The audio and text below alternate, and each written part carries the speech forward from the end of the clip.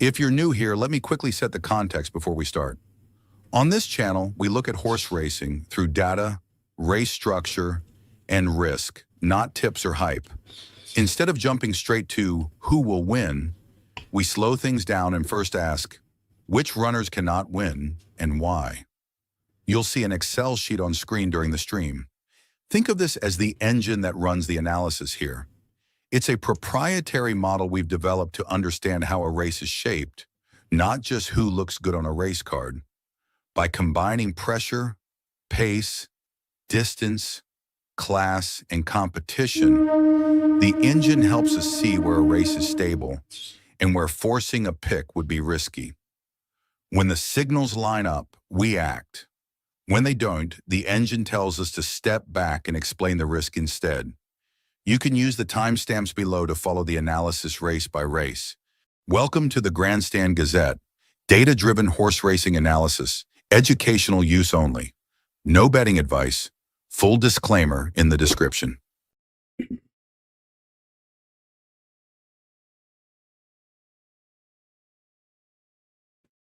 Good morning. Today is 11th of July 2026 and we're going to be doing some analytics today here at Randwick. We've got some 10 races here at Randwick. Randwick is a very stable track in New South Wales, and but the ground reading today is heavy 9, heavy 8 on those lines. I'm expecting that this thing is going to improve with the day.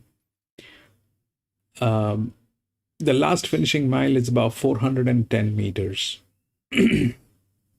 And this track offers anywhere between 40% on the odds. That means if there are 10 races, 4 of the horses, which are favorites, should come home. That's what this track is all about.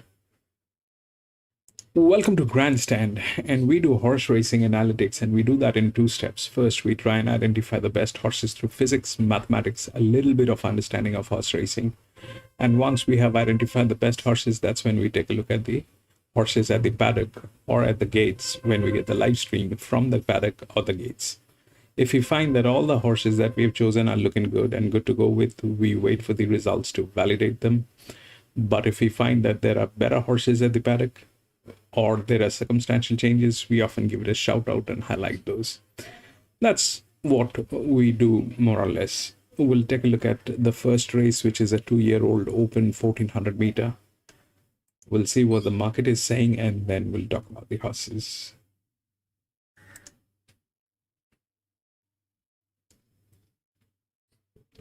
Number 1 has been scratched. 2, 3, 4, and 10.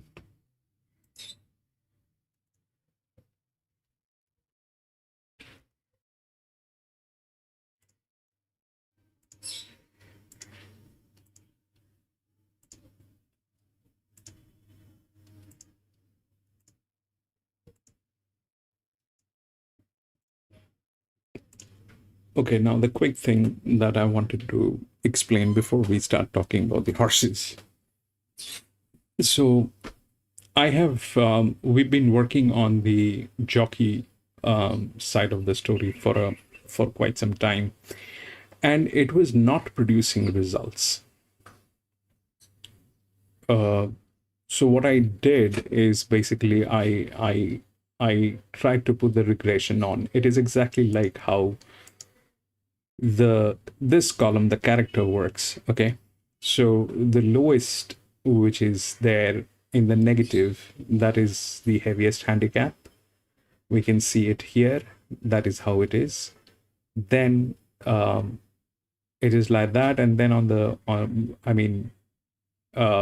whenever it goes on positive, it becomes less handicapped. And then we know how the drifts are, and we know how those neutrals are. What I have done is I have done the same mechanism here with the jocks. Okay, so the jocks will have this regression is not only calculating the jog, okay? Because what is becoming a little difficult issue is when we are trying to compare it with the horse weight, the difference is about anywhere between 20 to 40 kilograms here. So this is showing the heaviest horse, but this weight, between this weight could be a difference of 20, 40, anything, okay? Here on the jockey weights, they are less. They are anywhere between 5 to 6, 7, 8 kilograms, something on those lines. But what is the problem? The problem is this, that when we are taking the absolute value of what the jockey weight could be, that interacts with what kind of a claim that jock has on the horse, okay? So the absolute value is not working. The absolute value is not working. It is not showing the right thing. So that's why I placed it on a regression model. And what happens here, when we go lower to higher, this is higher, this side is higher, this side is lower. So when we go higher to lower, we will get to see which horse is where, and then we see the drop on that horse, okay? And then we compare it with which is the easiest one up here, okay? If the lower one is lower on weight, also a drop, that is difficult. If the high, I mean, if the horse is here, like for example 6, it is showing -4, so that's a 55.5, and the drop is this. So we compare these two horses, okay? In that case, this is better, okay? But this is a lower weight, so it becomes difficult here, okay? So we'll compare that, and what we need to do is we need to check from top, then bottom, then top, then bottom, then top, then bottom, okay? That's the method. So 2 is the favorite. Now we know 10 is difficult. Why? It is on the difficult side, and it is a lower weight, and the drop is huge. So that's that. Then we talk about 3. 3 is the same drop, okay? This one is not doing well. So those are all negative leverage horses, okay? Those are all negative leverage horses. So things can go wrong in a multiple ways when there's a negative leverage, because these horses practically are not good, and they're here in the race. If something wrong goes, it goes wrong, okay? So if we look at that, that is a 53 down, okay? Then we come again down. Now this is a 55. This is up. This is difficult, but okay. Why? Because it is going to be running for the first time, the 9. There's there's no substantial form line on this, so that's an issue. But there's a jockey arrangement here, so that's where it comes. So now we take a look at these horses. They are all showing 3, okay? They're all showing 3, -3. Now you look at the drop. So that's the lowest drop, okay? This is the lowest drop. So 2 probably is the right odd, okay? It should win. Now the problem is this, that it is a 55.5, okay? And it is going to be running neutral. This thing is going to run neutral. So that is a question which we still have no answer. I mean, a 55, can it win as a neutral? It does. At times it does. But that's something that we have no clue how that works. Same goes for 3. Okay, that is a drop. It's easy here, but again, it is a neutral. All right, the jockey allocation is there. So 2 is the right odd in one term, that, out of all these horses which are on a slightly difficult side,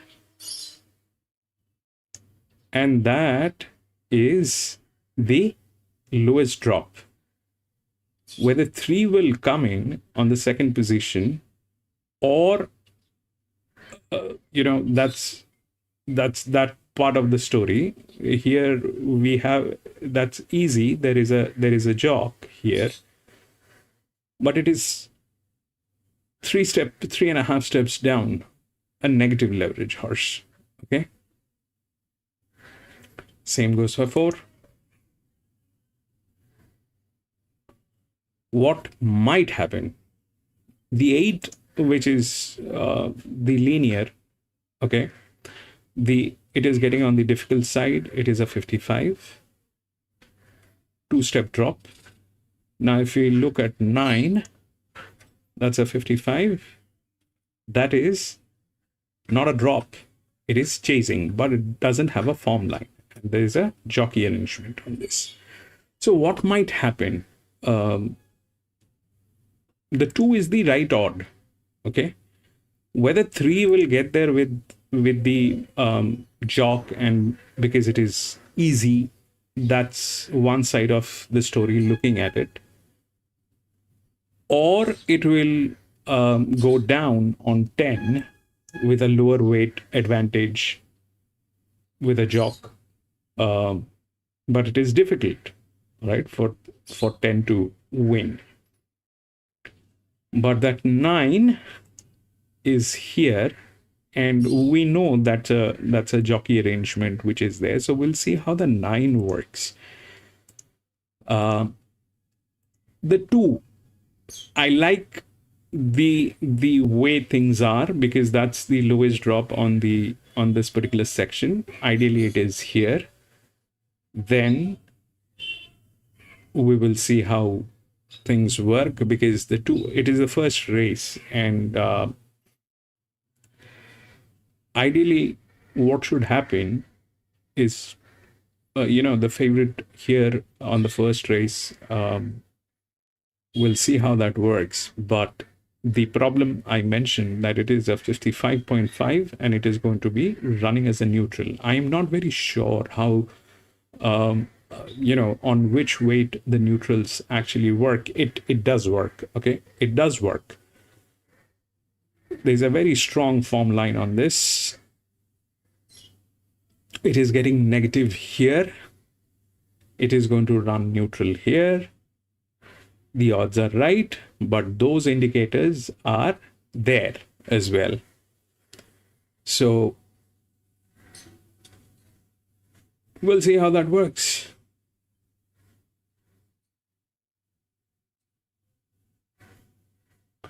So what is the difference between 2 and 3? So this is the top weight. All right, 2 is the top weight. Then we have 6 and 5, which are not doing well. Then they have 4 here on the other side, and 3 because it has a little form line. Okay, but ideally what works and what doesn't work is something which is a puzzle, and the 2 looks like that, which is on the lower side. That is the top weight. So if we look at how things are, so those are that. Here 11 becomes difficult because that's a 51 plus a drop. So either it'll go here or here. Both are possible, and 9 is probably the question mark, how that 9 is going to get placed. It's difficult for 9.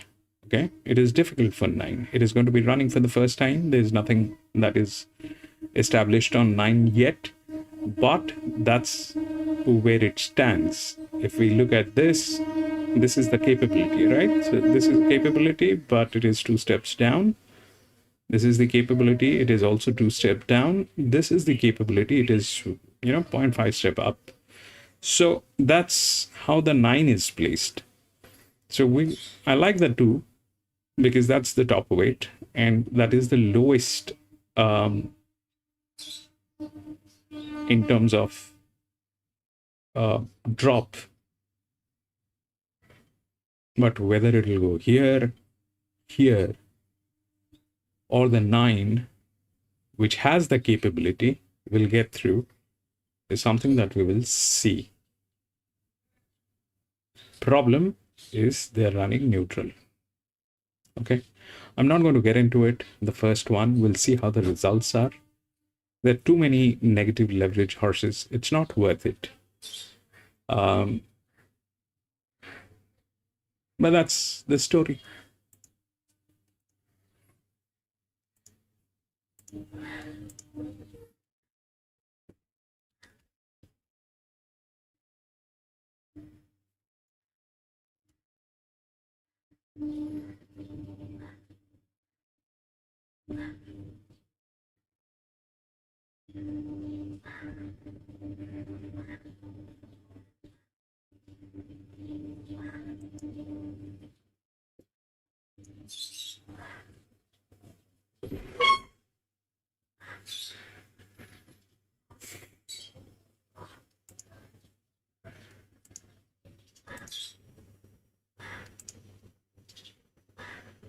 Yes, so clearly with that, one more dance to the eye looked okay here today. The $7, Masahashizumi for Ross McCarroll.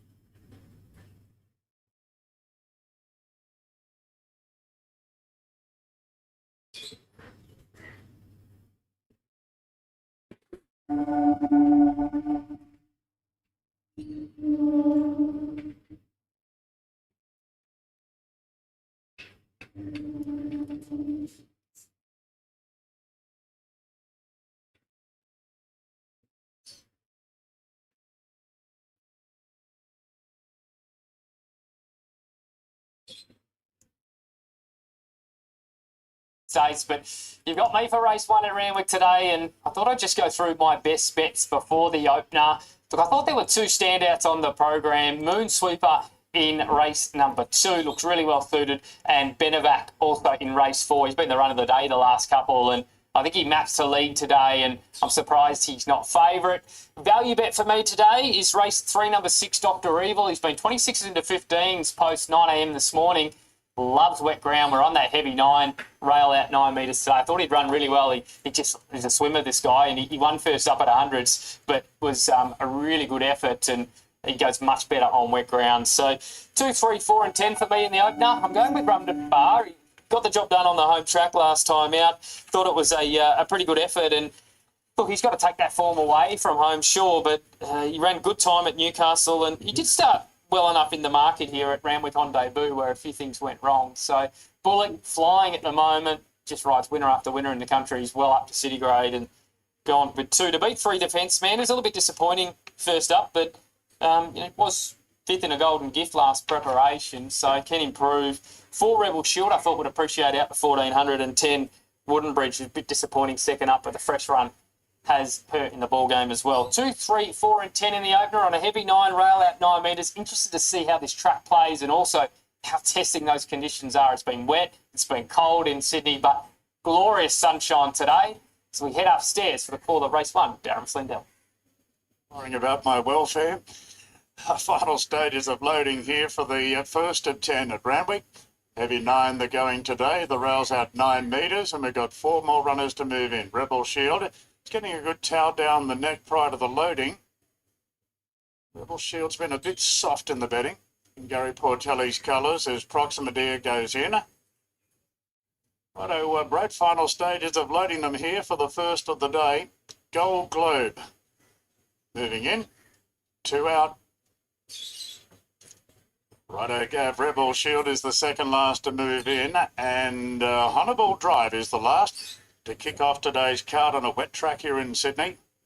His rail is out 9 metres, but a heavy 9 is the going. The red light is on now, and we're ready to run. Rondabar is our first favourite. Racing now, Proxima Dea left quite well under right out of the gates. Honeyball Drive is showing good muster on the outside. Favourite not far away, Rondabar, but looks to be 3 wide with Ultimate Warrior defenceman booting through. So the favourite settles 5th now, Rondabar, just in front of Gold Globe. Then Wooden Bridge improving on the rail, Circus Queen Colombo. And Rebel Shield is going to settle at the tail of the field. Proxima Dea leads the way by 3/4 to... In second there, Honourable Drive. Defenceman lands a good spot 3rd. And the favourite Rondabar working up on the outside of Ultimate Warrior. Then Wooden Bridge 3 back the fence on the inside of Gold Globe. Then Circus Queen Colombo. And a length after Rebel Shield, about 7 off the lead. Proxima Dea at the 600. In front from Honourable Drive. Followed then by Defenceman. Rondabar the outside. Ultimate Warrior is starting to yield ground with Gold Globe improving the outside. Then Wooden Bridge, Circus, Queen, Rebel Shield, and Colombo staying on the fence as they straighten up now. And Proxima Dea just shows the way from Honeyball Drive the outside. Defenceman's off the fence. Then Rondabar being sealed up, Wooden Bridge the inside, and a gap back to Gold Globe. Defenceman moved up now. Wooden Bridge is taking a gap, looking a bit of a hope. Defenceman joined Proxima Dea, then Wooden Bridge going to 3rd. It's Defenceman trying to beat off Proxima Dea. Defenceman, Proxima Dea. Proxima Dea showing a stacker fight the inside. The pair of them hit it together. And that's a close one. Defenceman the outside of Proxima Dea. 9-3. A good gap back to Wooden Bridge, 3rd. Then Colombo from Rondabar. Now they've towed the rest up.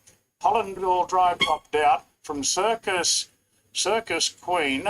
A gap then to Rebel Shield, Gold Globe, and Ultimate Warrior. Right, photo in the first. Good war all the way down the straight. Defenceman appeared to have the measure of Proxima Dea at the 200, but Defenceman just couldn't shake it off. Zach Lloyd and Proxima Dea, Reece Jones on the inside, did not give it up without a fight. This is tight. Now the slow-mo, stay out really close. Now the photo's about to pop up here. I think the inside's going to nick this a nose. 9-3. Stand by for placings. The inside is certainly favoured in this scenario. The time is 1:27.39 and 9 is the winner. Proxima Dea at $51. $51 chance has beaten the second favourite Defenceman. All right, so the 9 holds on. Proxima Dea on the inside. Great training performance from David Payne to get the cash there. Led and just kept fighting on the inside there. They were definitely cutting up that track a bit, so it looks quite testing conditions, but terrific training performance to get the 9 home. 9, 3 and 10. The numbers, 36.20 on the New South Wales tote, $8.60 the place. If you back the winner, well done to you. To start the day, 3 defencemen looked to win. So what happened is that 9 got through. Why and how? So 9 was difficult. That is true. Okay. But what needs to happen is this, that we check how to compare. Okay. So we compare like this. First, we take a look at the drops, the capability, okay, and the difficulty on the jock. So that is definitely difficult. Now, then that's that part of the story. Then we move up. So 6 is a 55, three steps down. This one is 1.5 step down. So 11 is better than 6, but 11 is a 51. This is a 55.5. Okay. So that makes it easier for 6. But 6 is not in a position. 6 does not have the thing. Then we compare 3 and 9. Okay. So 9 is difficult. It is a 55. Where the capability is, the jockey arrangement is, it is a high, and this one is a 3 step down. Okay. Then we compare 2 and 10. In that case, 2 is better, but 2 was going negative and 10 was like that. And the result is exactly like that. Okay. 9, 3, 10. So we compare from the bottom, which is the difficult part. If we find a good horse here, that's the one. Then we move up here. If we find a good horse here, then that's that. Then we move down, and that's how we need to check. So easy, difficult, capability, drop. And what is showing here? Okay. Are they in a good health? Is the pressure line okay? So that's what we need to check. I think if we do that religiously, if we are able to identify that and work on that, I think it'll work. We'll go to the next.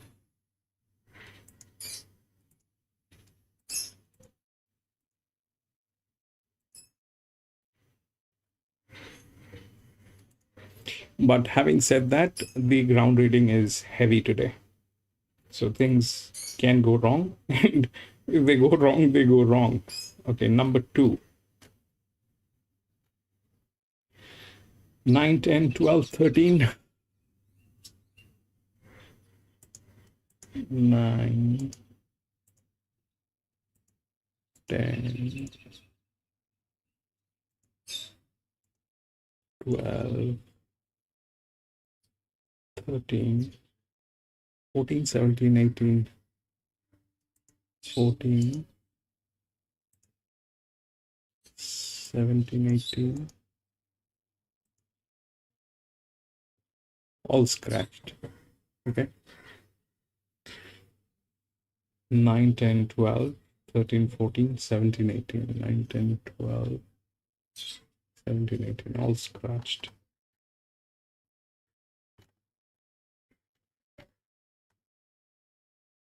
Okay, before we move on, let's just check the gate numbers. 1 is 5, 2 is 7, 3 is 12, 4 is 11, 5 is 19,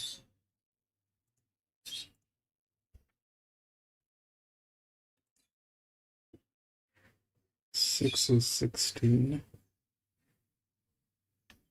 7 is 13, 8 is 3,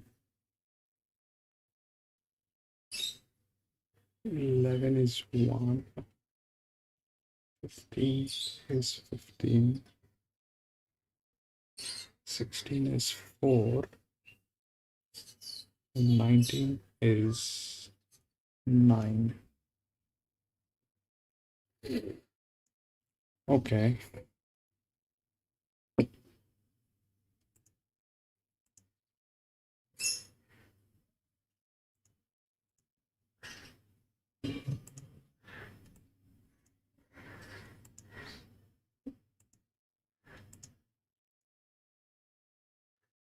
1728.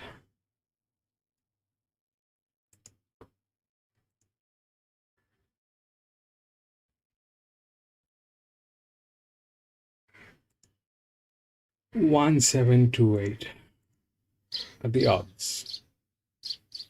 So we do the same thing.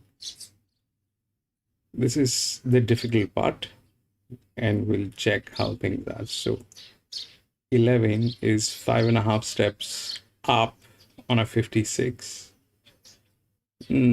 Also not great in the thing. 2 is only 0.5 step. It's a 58 capability. All right.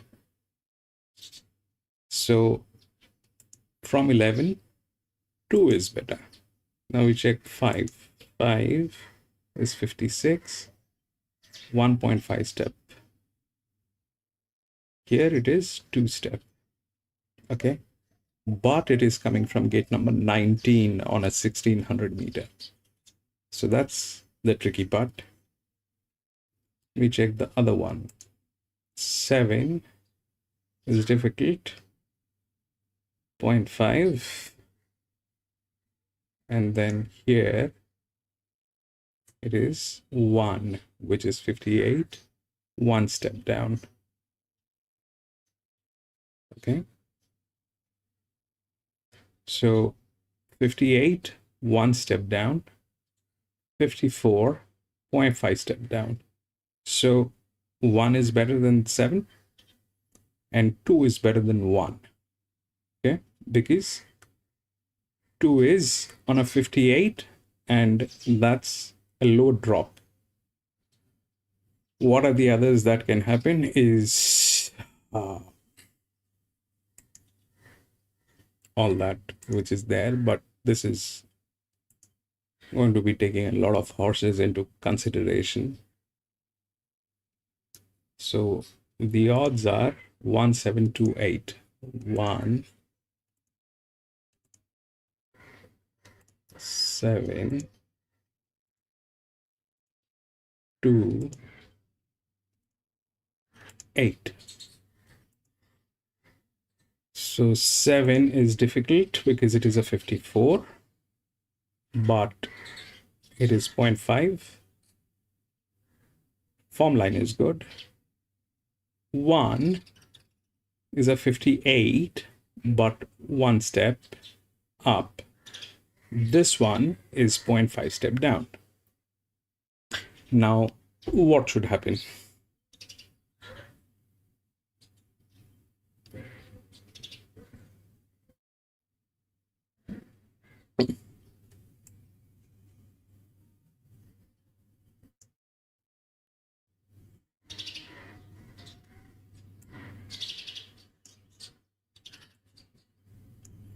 So the top weight is 4, but it is not doing anything nice, and it is 3 steps up, so that's pretty difficult. And 8 is 0, 55, and this is 54.5. So 8 is better than 7. Plus 7 is coming from gate number 13, but 8 doesn't have form line. Okay. 8 doesn't have form line. This is a 55, this is a 54. This is 0, this is 0.5. So this is better, this is not, and it is on the difficult side, but this doesn't have a form line. Now this is a 55, and this is 1. 58. And 1 is the favorite. But ideally, here between 1 and 2, 2 is the one. We'll see how that works. So 2.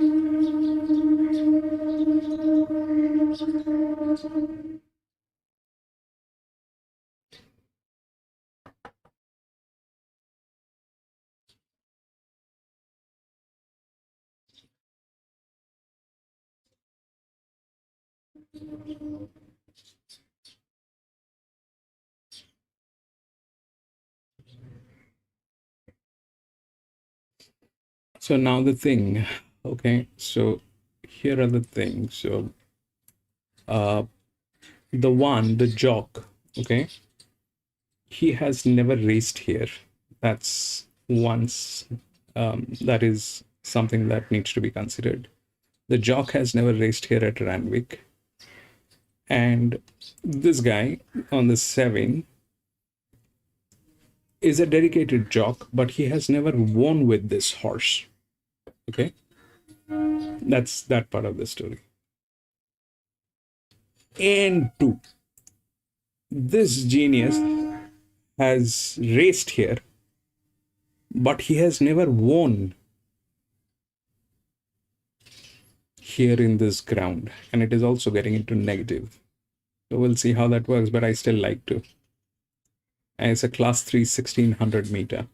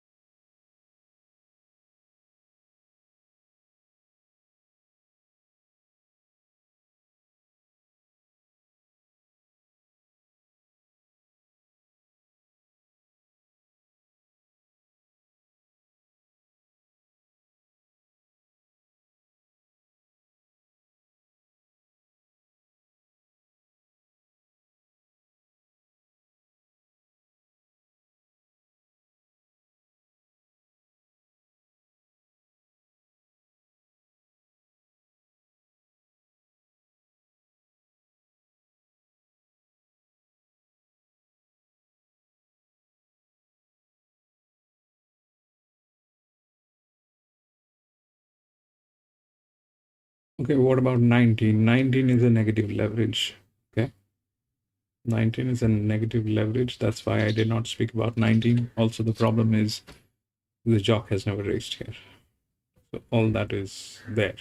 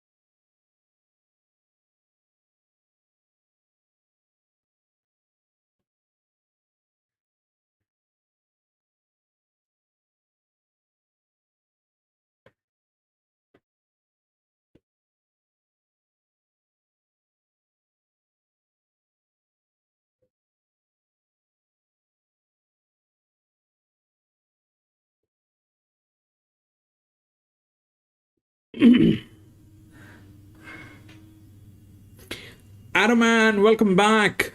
6319.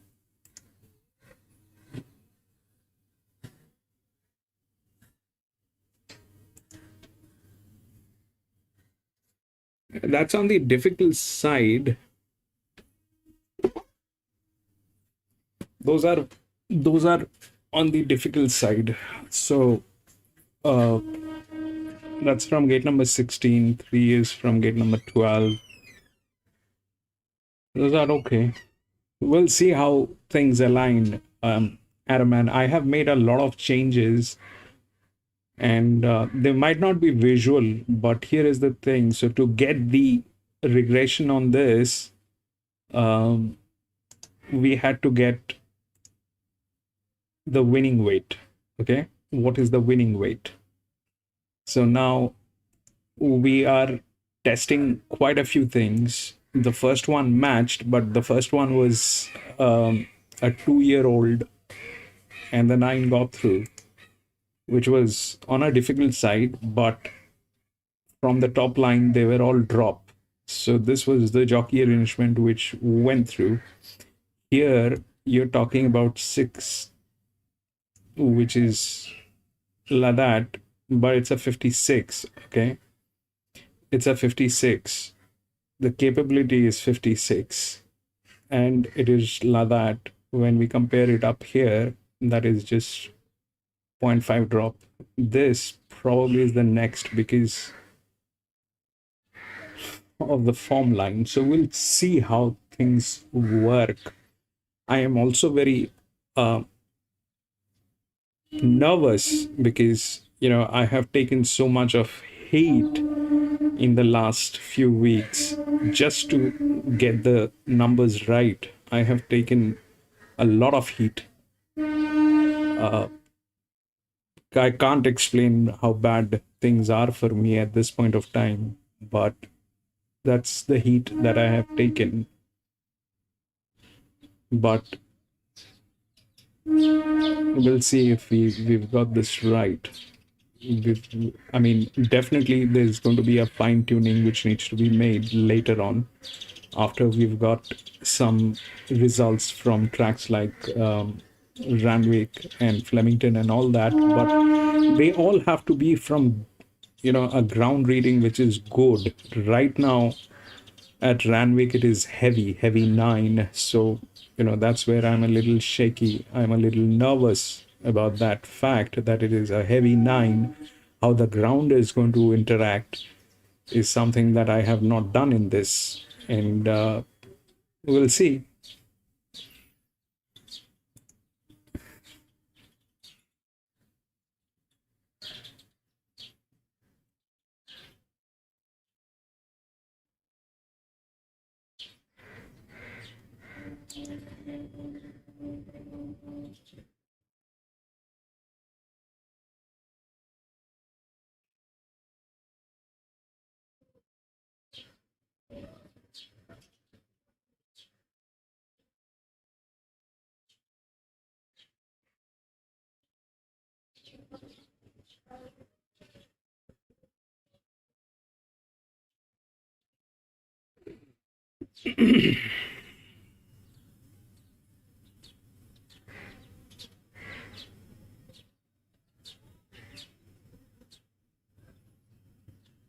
Yes, I have the feed.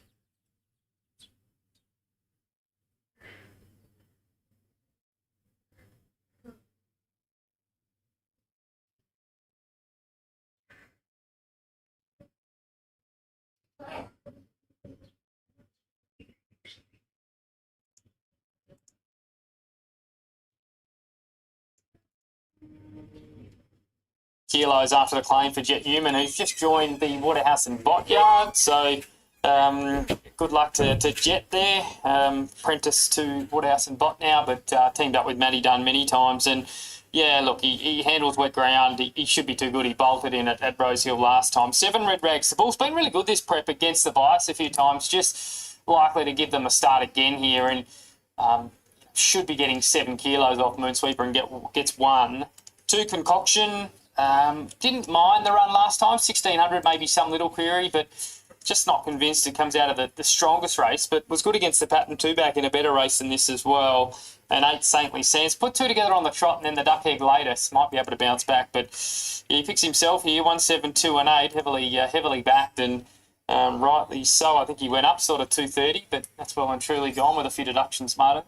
Let's have a look at what's You're right, Adam. Over last 15 minutes, it's into 155 now, $1.50 off 165. So they're stepping into Moonsweeper. Concoction is $8.50 into $8. Red Rags to Bulls goes $6 out to $8.50. Nibble for Saintly Sands in Dobo's mix, 14 into 13. Couple spected odds here. Release Point is one of them, number 3. Place at its last couple. And 21 into $19. Struck some traffic last time out behind Portofino at Rosehill. Yeah, hit the line well there and did the same at Warren 2 starts ago. Just has to carry the 59 for a horse that's a 64 rater. So I would much rather not be a plate. You look at what's at 19 rating points behind Moonsweeper. So in a handicap, we're talking almost 10 kilos to get off that horse and it's got to give it 3. So that's the concern. But hitting the light hard. And Leah Varney, number 16 for Alicia Collett, Cam Crockett, 21 into 19 as well.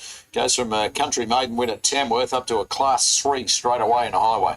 Yeah, she's shown good ability. She's got a bad habit of missing the jump. Finally got that maiden out of the way last time. Look, bit of a jump here, but yeah, all eyes on how she gets out of the gate. She tends to miss it about a length and get herself into an awkward spot. She's got a good turn of foot.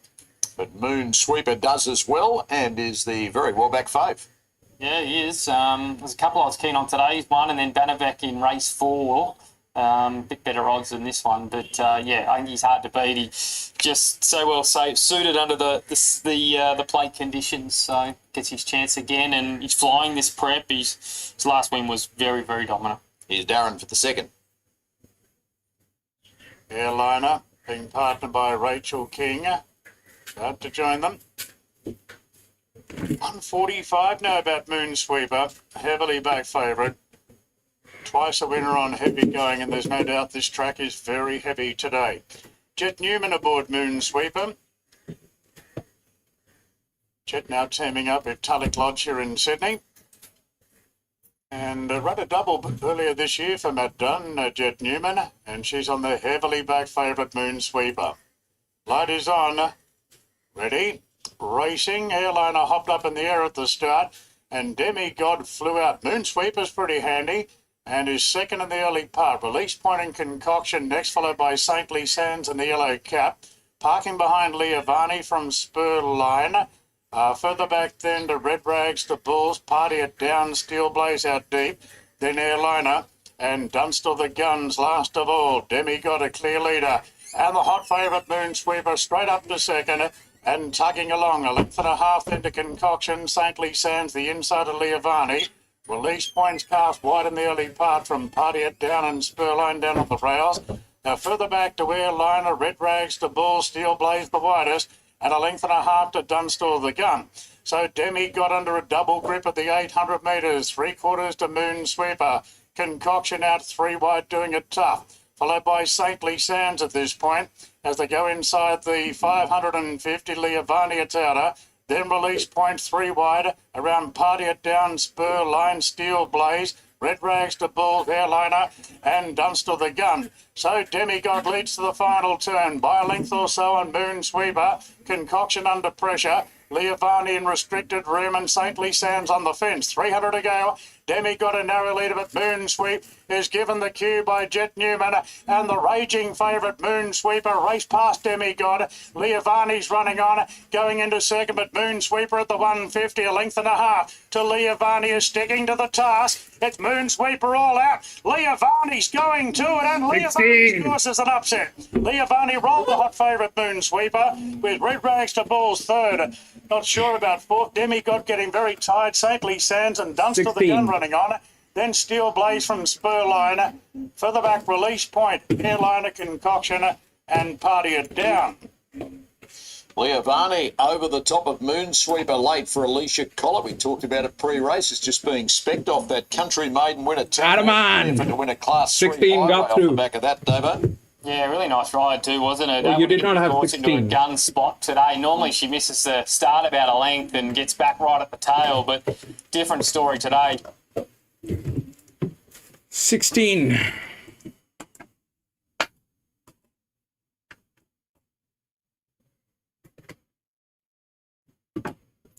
So this was actually a trick one. Okay. 16, then 16, then 1. What is the trick? What is the trick? The 2, which was supposed to win, the jock has never won here. Okay. That jock has never won here. 5 was too far. The 1, which was the favorite, that jock did not race here. The same goes with 16, but 16 was a down and 54. Okay, that was the lowest weight that actually was on this horse. So that went through.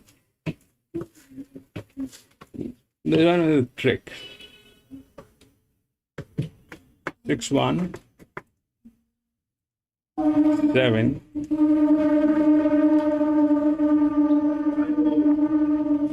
I mean 16, 1, 7, and 4. The top weight.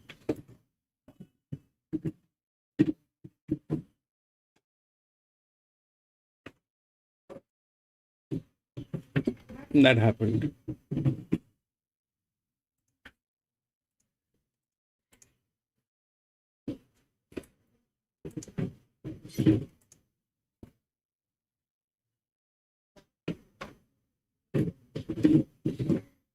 One, 2, 4, and 8. 1, 2, 4 has been scratched.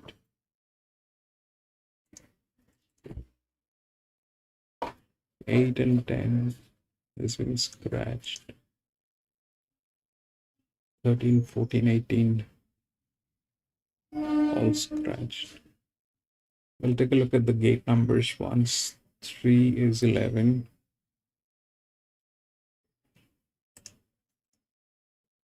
11.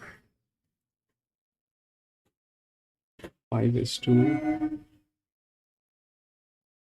6 is 8.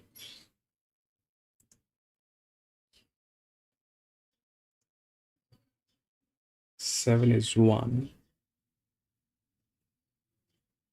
9 is 10.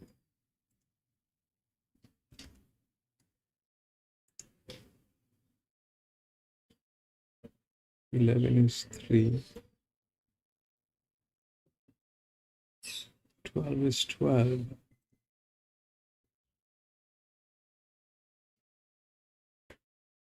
15 is 4. 16 is 9. 17 is 14.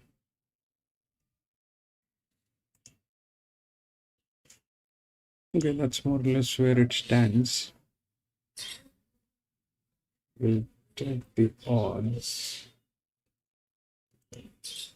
3, 5, 17, and 7.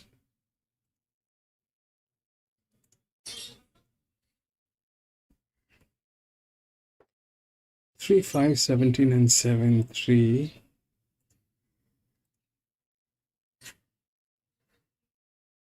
5, 17, and 7.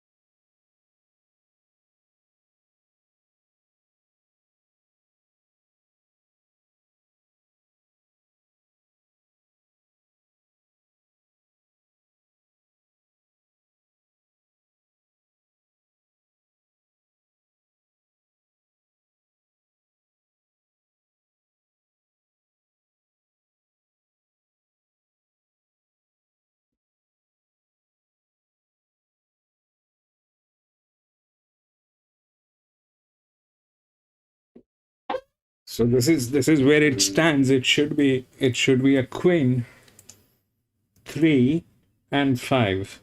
Okay, 17 is very far on a 1600 meter. That's very far. So if we look at these two horses, 3, so now we compare. So this is 0, this is 5.5. So obviously this is better. The 11, this 16 is a 6-year-old mare with a low pressure. I mean, with a low weight advantage. Exactly what happened here on 16. Okay, that went through 16. That was 3 step down. Here also that is 3 step down. Okay, that is also 3 step down. So that 16 is I mean, for me, I think I would like to think that the 11 will get there, because that is a 3 step down. This one was a trick. Okay, why it was a trick? Because this was 3 step down, but problem is none of these jockeys have ever raced here, or they have not won here. And the one which actually was there, he never won with this horse. So everything was a little dicey in terms of everything that was happening here. Here, that's not the scene. The scene is this, that the 3 is a dedicated jock, but he has never won with this horse, which is true. But today it looks like the opportunity, because that's a 55, this is a 54, they're on the same challenge line. So for 5 it is difficult. It is also a 6-year-old gelding. This is okay. 3 is okay. But what might get through is either the 11 or the 16 in, I mean, replacing the 17. All right, not replacing 3 and 5. 3 and 5 probably is a queen. Why? Because that's a 55. This is a 54. This is a 54.5, which is okay, but here it is a little higher weight that it is carrying. So this is a 57 here. This is a 54.5. So, and this is the lowest. So whether the 16 will get there, which there is a possibility, and the 11 has better structure, but they kind of are not interested in doing anything good in their life, probably. So those are the things. So 3 and 5 definitely is in. Where will it jump? It can jump here, like the 17, which is rightly identified, which is 2. This is 3. Okay, but that's gate number 14. The nearest one is this one, the 2, which is from gate number 15, not doing well, but you never know. This is the other one. Those are 5.5 and 3.5. This is 2.5. This is 3, but it has a form line from gate number 9. Okay, so that 16 probably is something to look for, probably. And I like the 11, but they're like that. 11 is also very good. It's on the difficult line as well. So that's that part of the story. So we'll see how that works. 3 should win. Jockey is a dedicated jock. Never won with this horse, but they're a very good hand. It's a linear, which should work on a 55. It is not getting into neutral. That's that. The top weight, if we start looking from the top weight, so that's 2, which is the top weight. All right, but it is not doing well. That's the same thing. 17 is a higher weight, but it is coming from gate number 14 on a 1600 meter. Bad idea. This one is on the 3rd line. Okay, and the drop, I mean, the challenge is almost the same. So this is good. The 3 is good. Okay, from the difficulty line, it is here, which is okay, and the jockey is there. 5 is the 5 is the next, because this one is not doing well. It is losing body weight like nobody's business. If that does some wonders, then I don't know.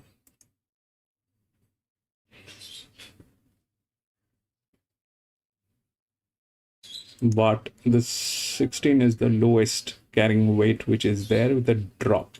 Okay, so we'll see how that works.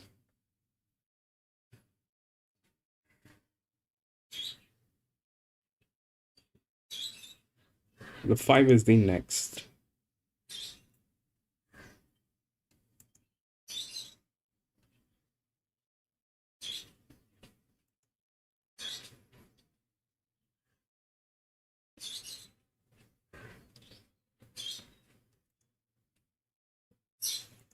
I thought the 2 would get as an EW, but no, that did not happen.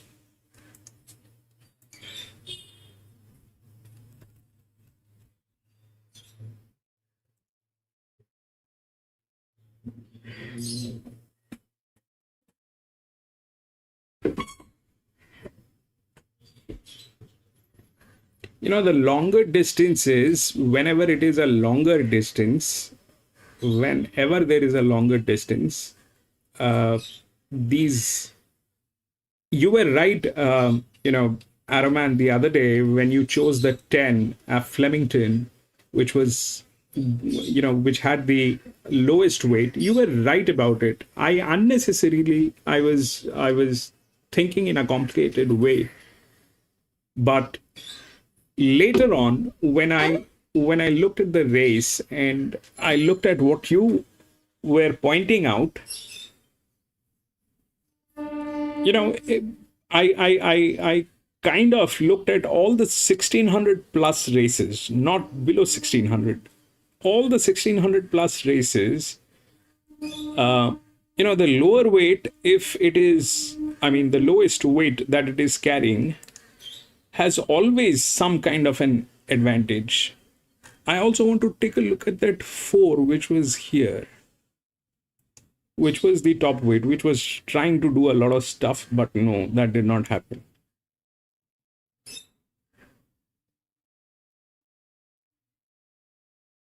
So that did not happen. So that did not happen. The 16 actually went through the lowest weight.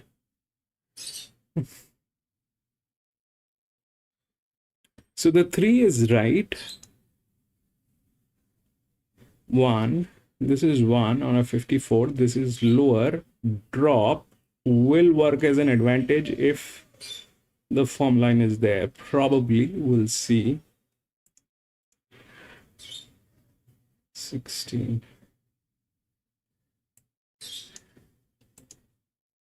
7 is a 5.5 drop.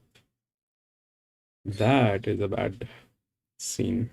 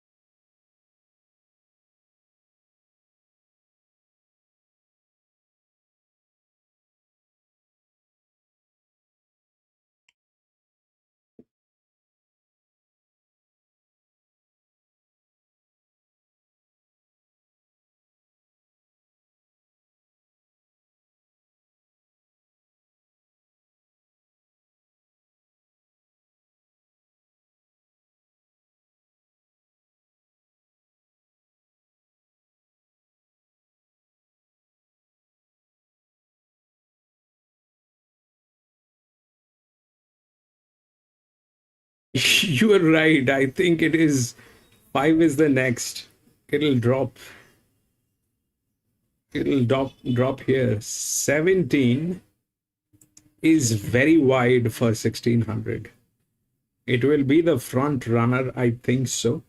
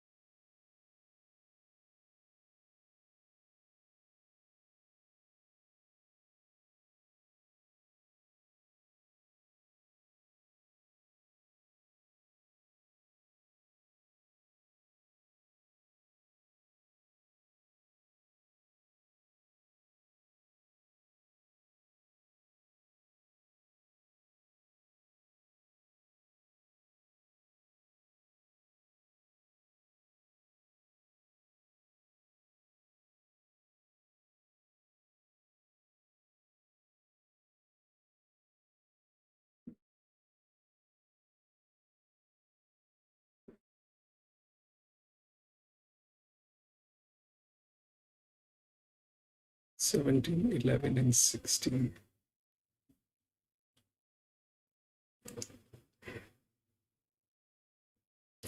The 11 is good.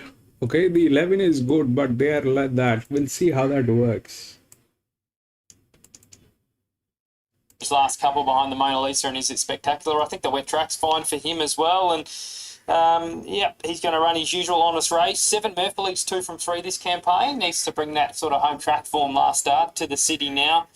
And 17, the Mona Lisa off that last start win. She's the type of horse that finds form deep into her preparation normally and can hold it when she does. So just needs a bit of luck from that wide draw. 6, 3, 7, and 17. Just saw Dr. Evil at the double figure odds could run us a race. I know he'll swim. It's just whether he's still going well enough, but he did win first up there at Hawkesbury. Good read on Unreal Expectation. I mentioned it before. $16 now into $9, attracting really good interest here. And it went back-to-back with placings 2 and 3 runs back. 9th at Hawkesbury last time out, when well-backed and second favourite, but it's been really well-backed at longer odds. Molly Fitzgerald's mount.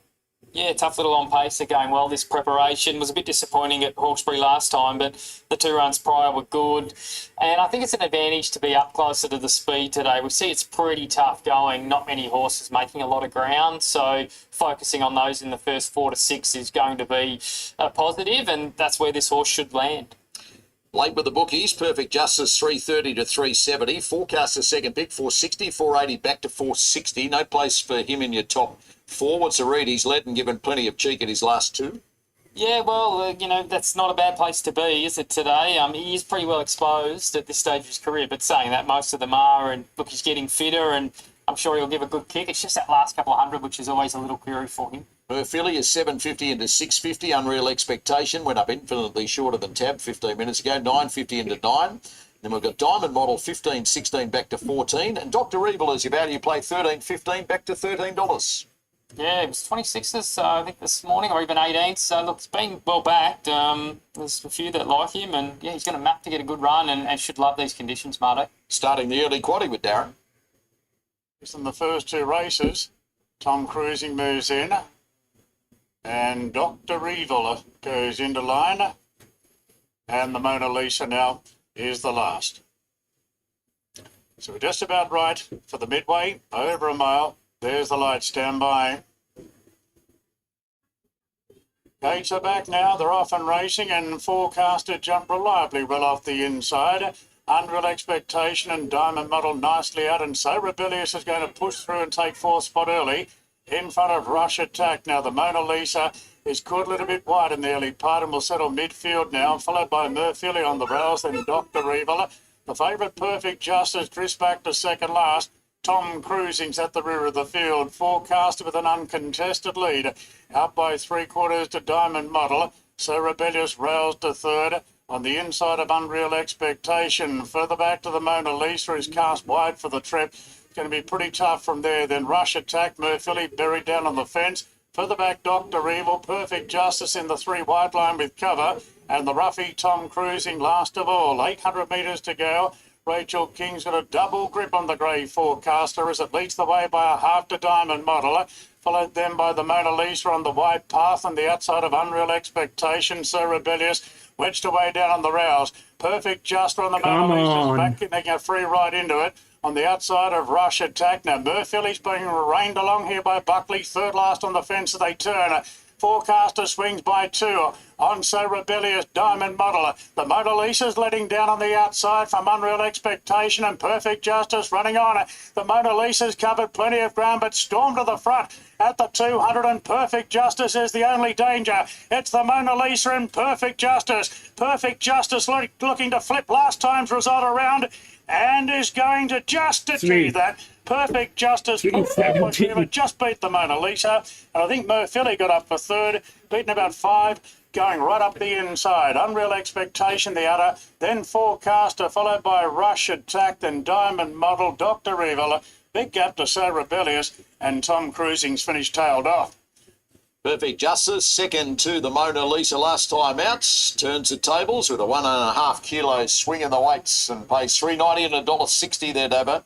Yeah, he deserved that, Marto. He'd been really consistent this prep. Some were sort of questioning his appetite for the win, but the blinkers going on today, and when it was there to be won, he stuck his neck out and got the job done. Probably helped by the fact that Mona Lisa was wide and gap third, going really well this prep now, deep into the campaign, sorts to hold her form, so keep following her. We'll wait for that third position. But Perfect Justice gets the right ride, and Cinegrama gets another one in that apprentice jockey premiership race, Marto. And Murphy should get third, number 7, ahead of number 15, Unreal Expectation. Reckon it's 3:17, 7 and 15 to get the early quaddie underway. And there's 7 races to come this afternoon from Sydney HQ at 3:17. The 7 got there.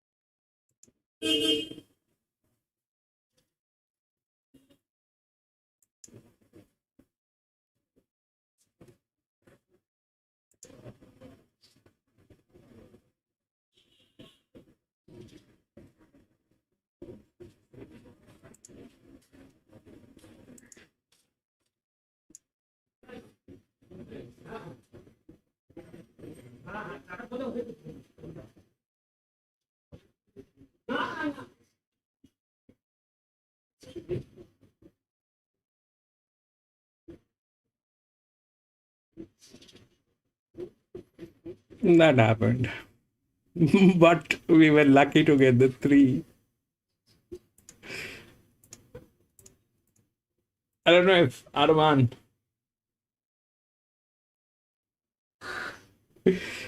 Yeah, that happened, but that's okay. You're there. We'll go to the number 4, 1100 meter.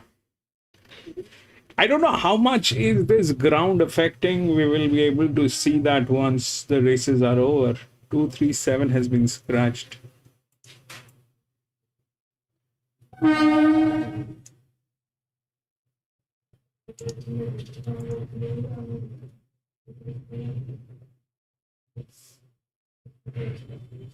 So 4 is 4. 5 is 5. 6 is 3. 8 is 1. Okay. Now 4 1 5 6.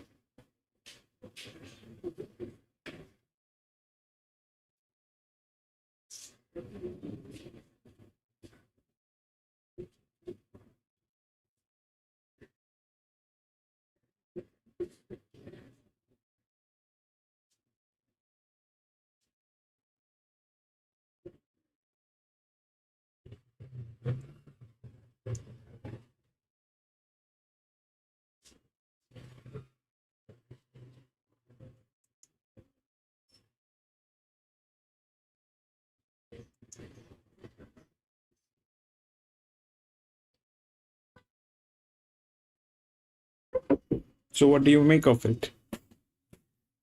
Which one should win? So what happened here? Let's understand that first. So the 3 went through, but he took a lot of risk on that horse. Now, why the 5 and 11, they did not get there, okay? Why the 5 and 11 did not get there? And why the 17 got there? So, what is happening is basically the capability is talking, okay? What is the capability? The capability is 54. Here, the capability is 58. Though the competition is lesser, that's why it is becoming difficult. So that's where the 14, I mean the 17 got there. How did the 7 get there? Okay. That is not a capability. That was not a capability. But here is the thing. So when we open that, if we look at the winning weight, okay, so that he spoke about the 6, okay, the 6 is there, the 2 is there, but they were not actually doing anything nice.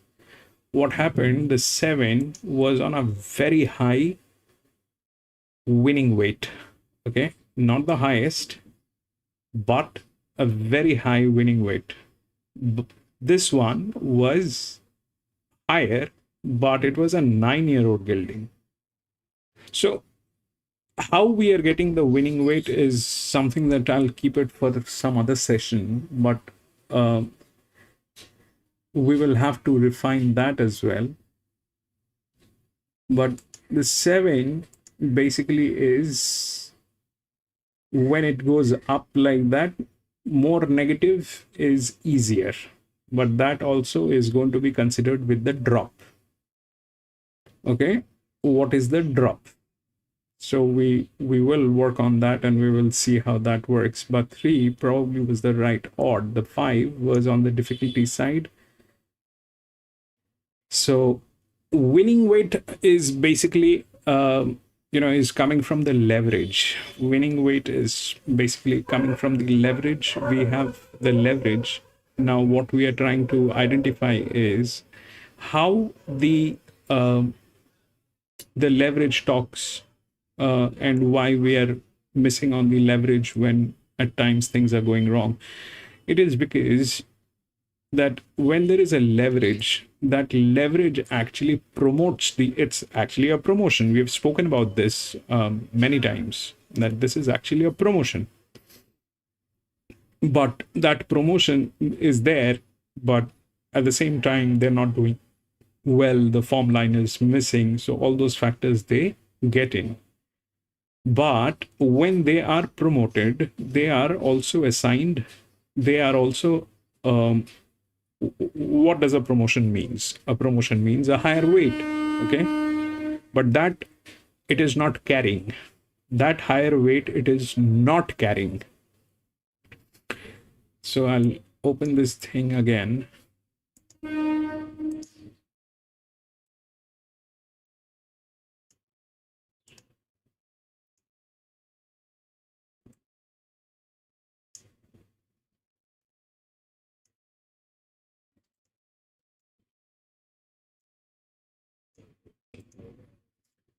That 2 is the highest, okay, but it is not doing well. That is the winning weight for that. He spoke about 6. The guy spoke about 6, which is right, but that is also a drop, not doing well. 9-year-old gilding, and then comes 7 and 17. So where it actually interacted is, how the form line is, and then how the winning weight is interacting. So these two got knocked out because this one was not doing well. This one was a 9-year-old gilding, and then the 7 and the 17. But this is very dicey to rely, and because this is on regression, okay? This is what it talks about, the identity. It is something very similar to the character. It is something very similar to the character. We are calculating here that with the jock. Can the jock deliver a 65.5? So it says no. But then the jock says yes here. So we'll keep a monitor on that. But basically the point is this, that we'll have to work on this. So now the point is this. So how the 3 won? That was the lowest. Okay. Here on a 55, this was a 54. Here on the capability side, this is a 55. The rest, everything was like that. The 16, which had a chance, it lost it. The 5 lost it because the capability was down. So here the capability spoke and the competition remained. It did not get here. From here it went straight up here, okay, and then it came down to 6. Is it 4156 here?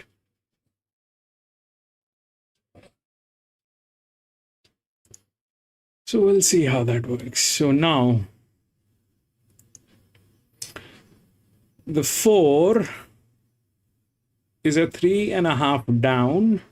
Capability is 54. Okay. And here it is 57 and 0. So which one should win?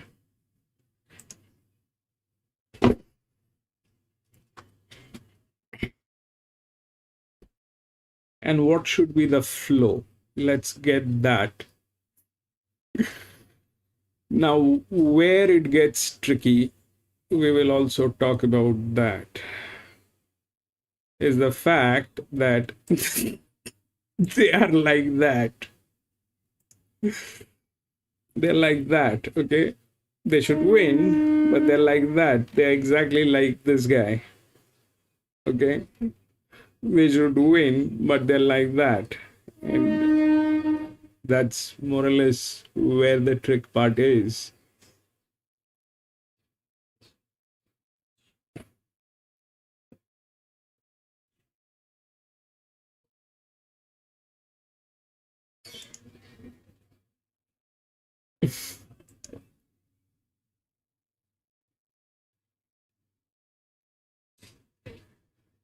I think I've got the trick on this track. What is that trick? Adam, man, speak up, man. What is that trick?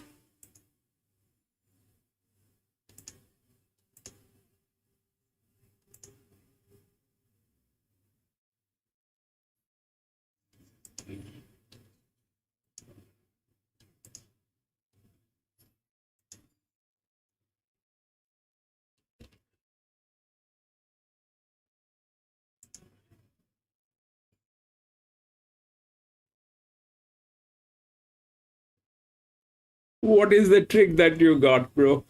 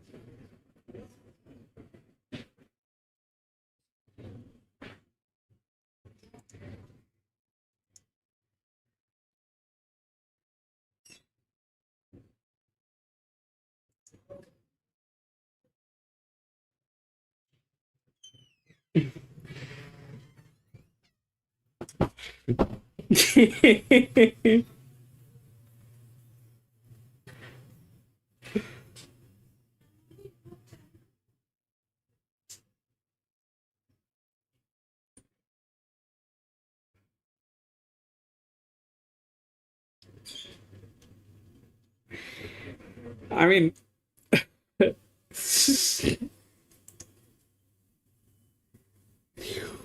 who is going to believe them, even though they have the right arrangement and everything? Who is going to believe them?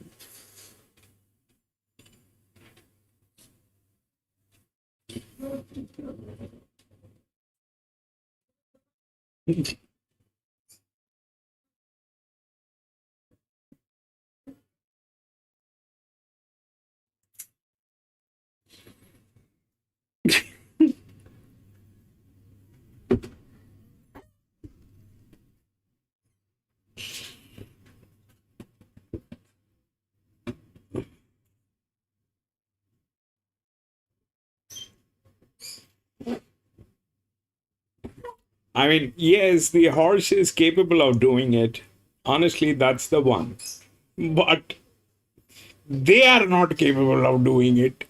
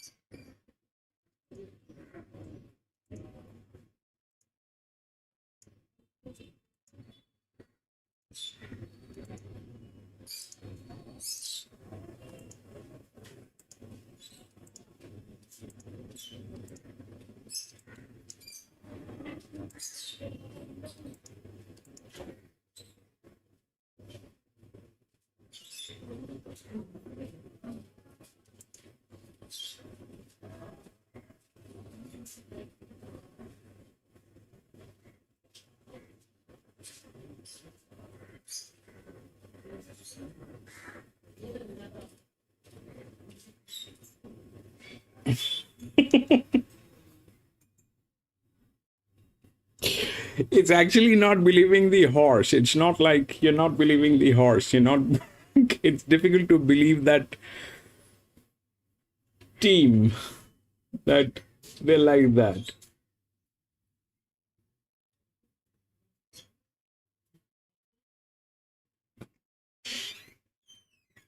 I won't get into it.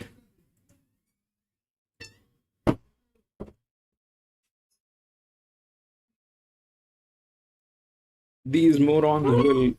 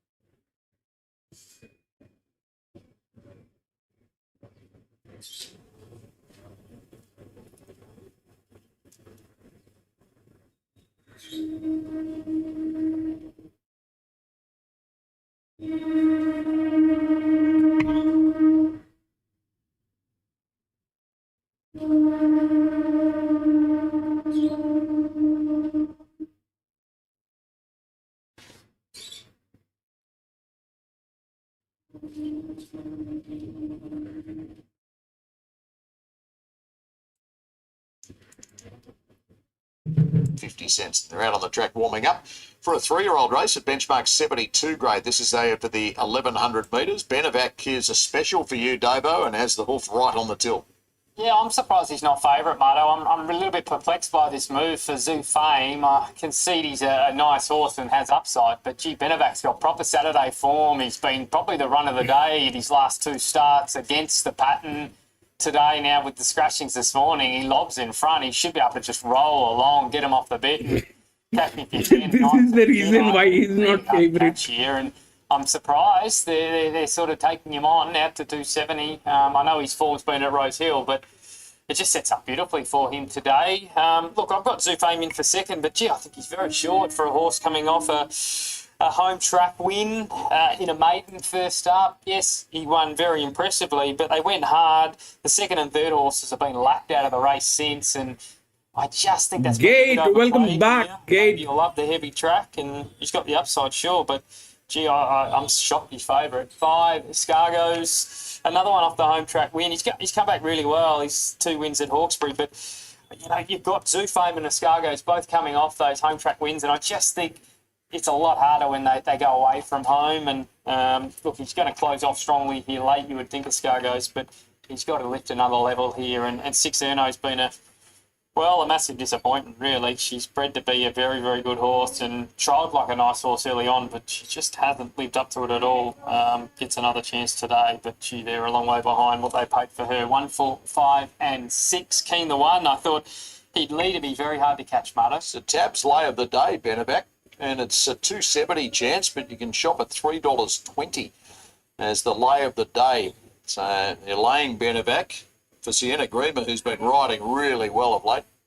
Yeah, has done. And yeah, look, I generally like to take on the Tab with their lay of the day. Last week, their lay of the day was Omalong, and he got the job done. I'm a little bit surprised they're taking this one on because I just think it maps beautifully and, yeah, maybe a little bit one pace, but I think they use his pace today, let him roll along and get him off the bit a little bit, and she's going to be hard to catch her. As I said, Zoufame, he might be the one on the up, and that's what the market's suggesting here, but on what I saw there at Warwick Farm the other day, there's just no substance out of that race. The form's been average, and they set it up beautifully for him the other day with a strong speed, and he's at home on Warwick Farm, soft 5. Now he's going to come to Randwick on a heavy track and start $2.20. Yeah, no, not my style a bit, but the market does like him. So scan that QR code on screen to get inflated odds for Benevac at $3.20, the Tab's lay of the day. Let's have a look at what's happening late with the bookies. Last 15 minutes, and it's Zoufame $2.25 into $2.20, and Benevac is $2.35 to $2.70, back into $2.60 at $2.70 again. Escargots is $6.50 into $6. Erno is $8.50 out to $9.50, and Point Scorer is the roughie $21.26. Back into $21. So Zoufame best backed everywhere. Expensive $500,000 now gelding by Zoustar. It's having its first ever second up go today for Bjorn Baker. Yeah, look, he ran really well in that Magic Millions maiden earlier this year, and he's come back. He has trialled well, and shouldn't be far away from that good gate. The market's saying that he's going to go on with the job here today and be really hard to beat. Be interesting to see because, yeah, like I said, the market's a wonderful judge, particularly late in the piece, and look, he's getting out a little bit here late. I wouldn't be surprised if he touches 230, 240 here just before close. But PC, yeah, welcome back. I had Benevac around 210 and probably Zoufame 330, 340, somewhere around there. So that's where I had them. I just thought he'd be really hard to catch. Benevac, same grade and distance today, drops 1 kilo with the claim for Sienna Grima. Yeah, he's flying. His first up run was great. The gate was against, and then the last two, he sat wide at Rose Hill on a fence day and then sat outside the lead on a fence day. Lighthouse Slack beat him only because she was on the fence. So the last two have been arguably runs of the day, and now he gets a better setup. Sure, he's got to go Rose Hill to Randwick, but he just sits up too well for mine. He's Darren for the 4th. So Sienna really has a good opportunity here to open up a winning advantage. Escargot now is the last to move in to complete the field of 5. And there's the light now. Zoufame is the favourite. We're ready now. 1,100 metres. Set. Go. Racing. Benevac began brilliantly and is going to lead for fun. Zoufame strides up on the outside going to second. Then Erno, followed by Point Score and Escargot. Benevac leads the way. Jimmy, welcome back, Jimmy. Erno gets the spot right behind them in 3rd. Point Scores railing through into 4th. And Escargot being quietly ridden at the rear of the field. So Benevac in front here for Sienna Grima by a half on the heavily back Zoufame. Erno over racing a bit in 3rd on the outside of Point Score. And a length and a half to Escargot last. So the field of 5 preparing to turn for home on the very heavy track today. And Benevac lead by a length and a half now on Zoufame. Then Point Score on the inside. So Benevac travelling well up the rise by 2. On Zoufame is now being stoked up by McAvoy. and is trying to run the leader down. Benevac a length and a half to Zoo Fame. Escargot running on nicely. Benevac going well though inside the 150 from Zoo Fame, and then came Escargot, but Benevac inside the money zone as well clear, and that's an easy win for Benevac. Now Escargot bobbed at Zoo Fame, made it pretty interesting for second spot. Big gap back to her, no end point score was last. Benevac.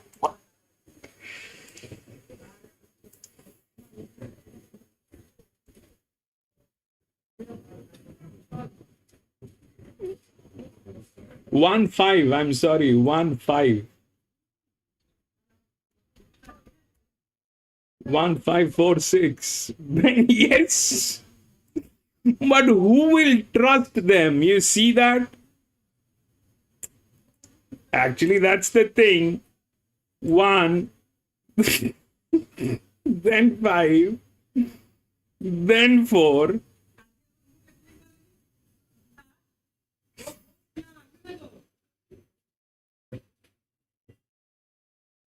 And it played right. But the point is this, who is going to trust them?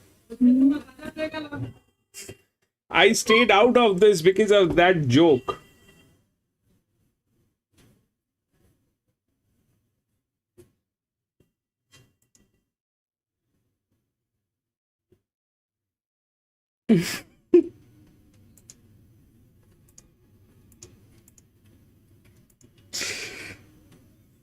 We'll go to the next 5.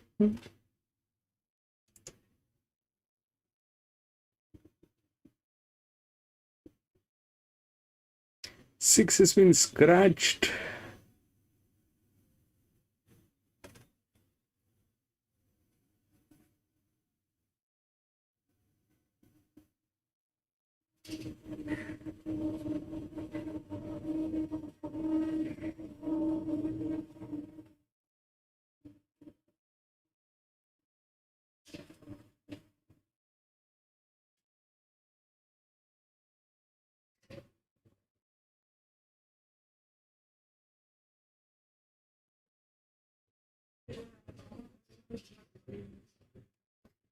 Okay. 3-5-1-4.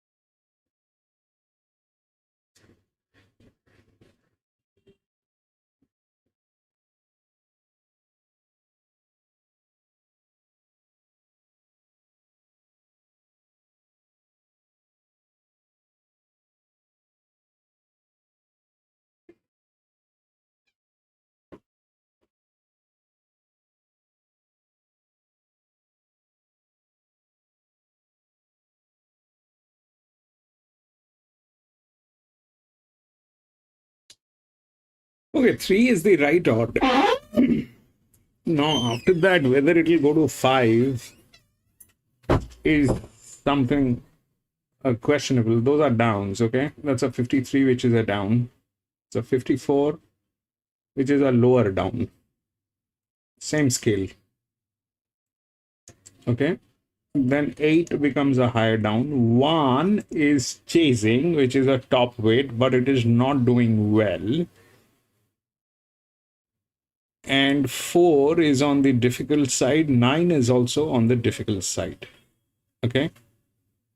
So difference, where is the difference? So they're saying 3 and 5. Okay. But if we look at 5 is a 53. All right. 5 step down, 54 and a half. This is 3 step down. This one is definitely the next one, the 3 and the 1. But to have it work, I think this is where it is on a pressure line. And the problem is this, that it is not doing well. It is probably the lowest scene that is happening. Okay. So whether it is here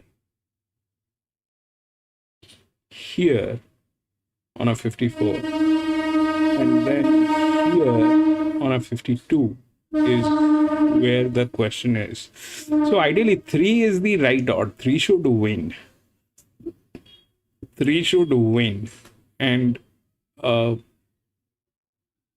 I mean, that's 54. This is a 54. This is 3 step down. This is 2 step down. This is good. Form line is fantastic. 1 is questionable. What will happen? 5 is also questionable because that is 5 step down. Why 5 is there is because of the jock. Okay. The jock is a fantastic jock. McAvoy. So that's why that's that. But ideally between 5 and 2, 2 is better. Okay. If they're the same scale, this is lower. Then here 1 is better, but 1 is not doing well. So 3 is good. On the downside, 4 which is good, but capability is 52, wherein the 9 gets there with a higher capability with a higher down. So this is better than this. This is better than this. This is also better than 2.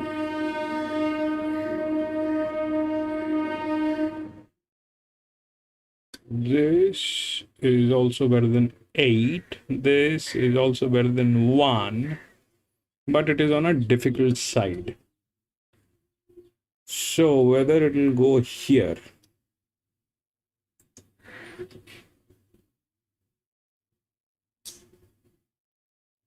or here. So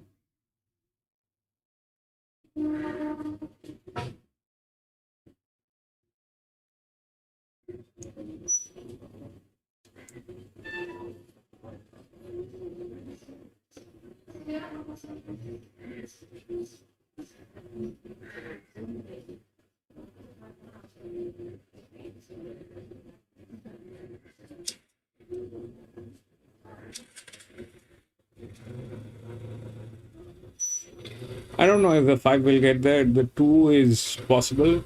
The 9 is also possible. The 3 probably is the right order.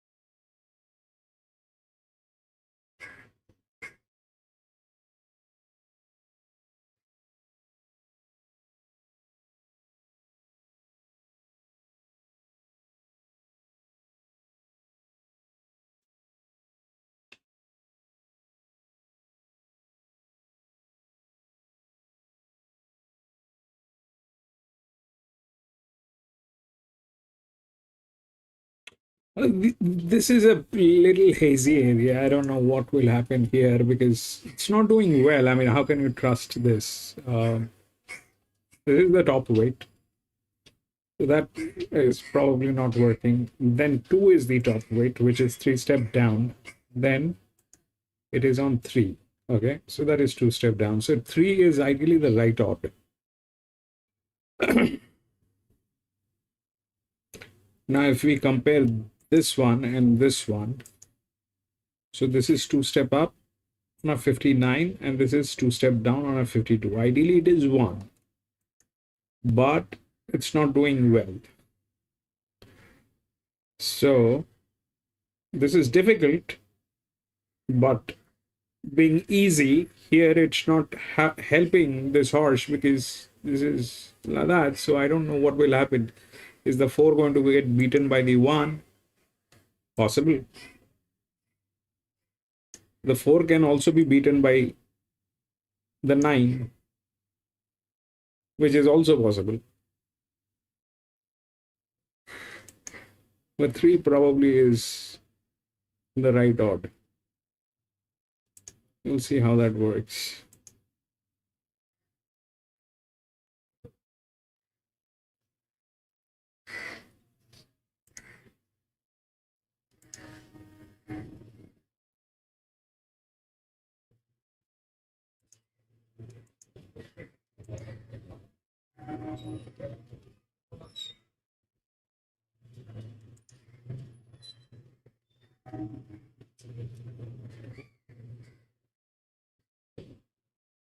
Gate maybe 359. Araman 5, 7, 8, 10.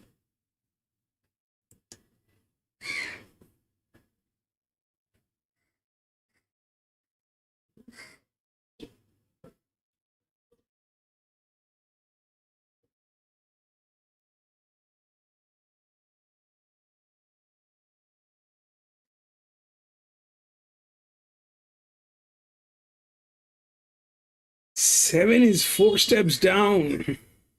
Getting difficult for these horses.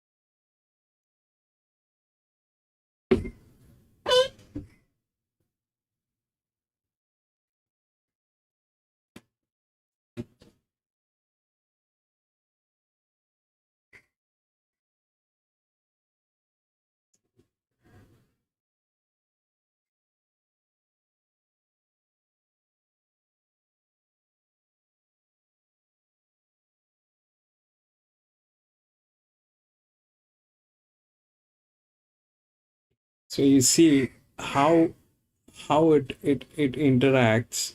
So the 11 is 5 step down. Here it is 5 step down on a 53. So now the advantage should be where? The advantage should be here on a 53, okay, on a 5. But then comes the 2, which is a higher, then it is 3, and then it becomes 4.5 here. 5 and 4.5, okay. So that's a 52. So the advantage is on 2. But the question is, if the 9 beats the 3, then what happens? Can the 9 beat the 3?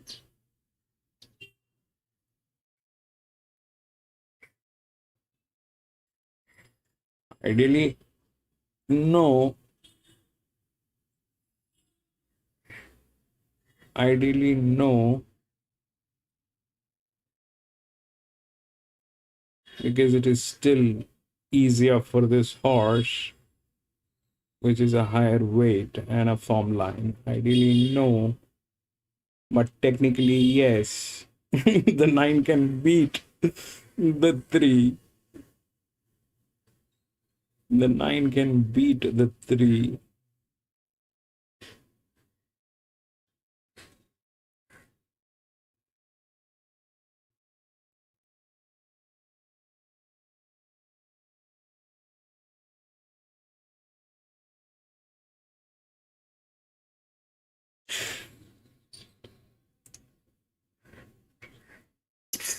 Hey, 359, 3579. I don't know. Jimmy 1510 for copy. You're racing on a wet track, rating matters. Even I don't know. You see what we have done is we have put some kind of a some kind of a regression on this. So once we get results from this regression, then the next step is we will fine tune this. That's the next step. After today, I will fine tune this. That's the next step. Then probably, yes, we'll get on to the ground reading, how ground and the rail. So rail I have taken. I mean, what is the rail structure? How much it is out or in? We have taken that consideration. That we have taken, but that needs to be fine tuned with the ground reading. So it's a lot of work which is there. It's not just. I mean, I'll be lucky to finish this before I die. That's all.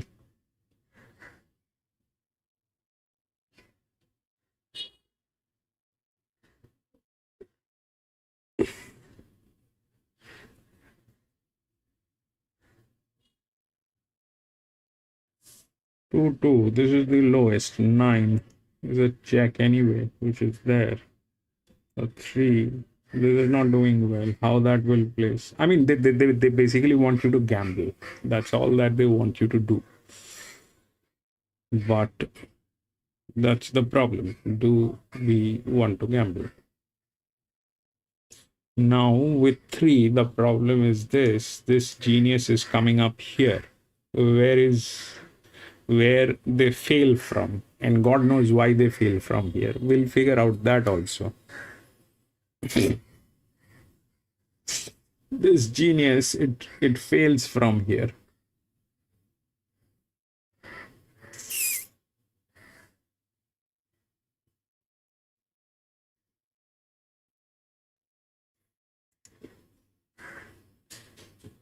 It's 7 and 2 actually. 7 and 2. 7 and 2. 2 is good, but I mean, 2 is definitely better than the 5 and the 10 and the 8, but not from the 1 or the 3. Okay. The 1 is dicey because it is not doing well. What will it do? Only God knows. That's that part of the story. And the Black Beauty is this 9. This one is the trick one. Whether it will get there. It is the toughest job for this horse. Because the jock is like that. It is the toughest job for this horse because the jock is like that. So that's where it stands. I don't know. The 1 should win. I mean, the 3 should win because of the form line. That's all that it has. It is the form line that it has. Okay.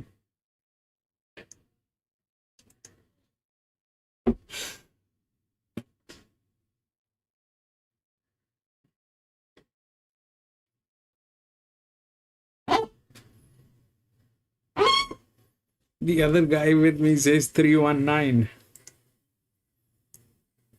319.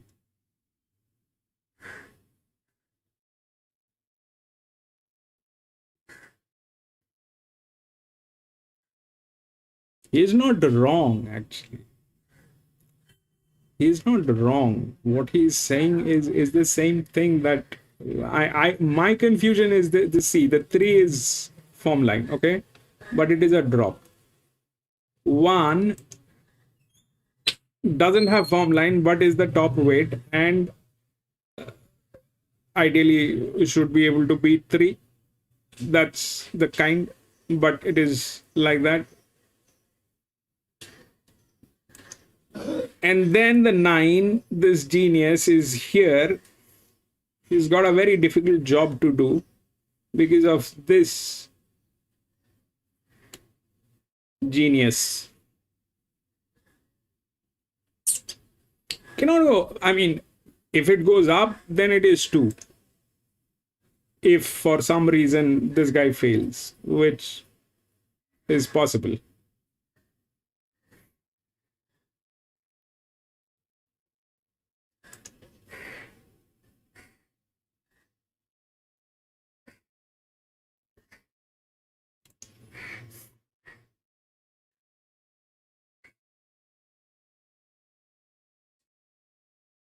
Does the track is very heavy. The track is very heavy today.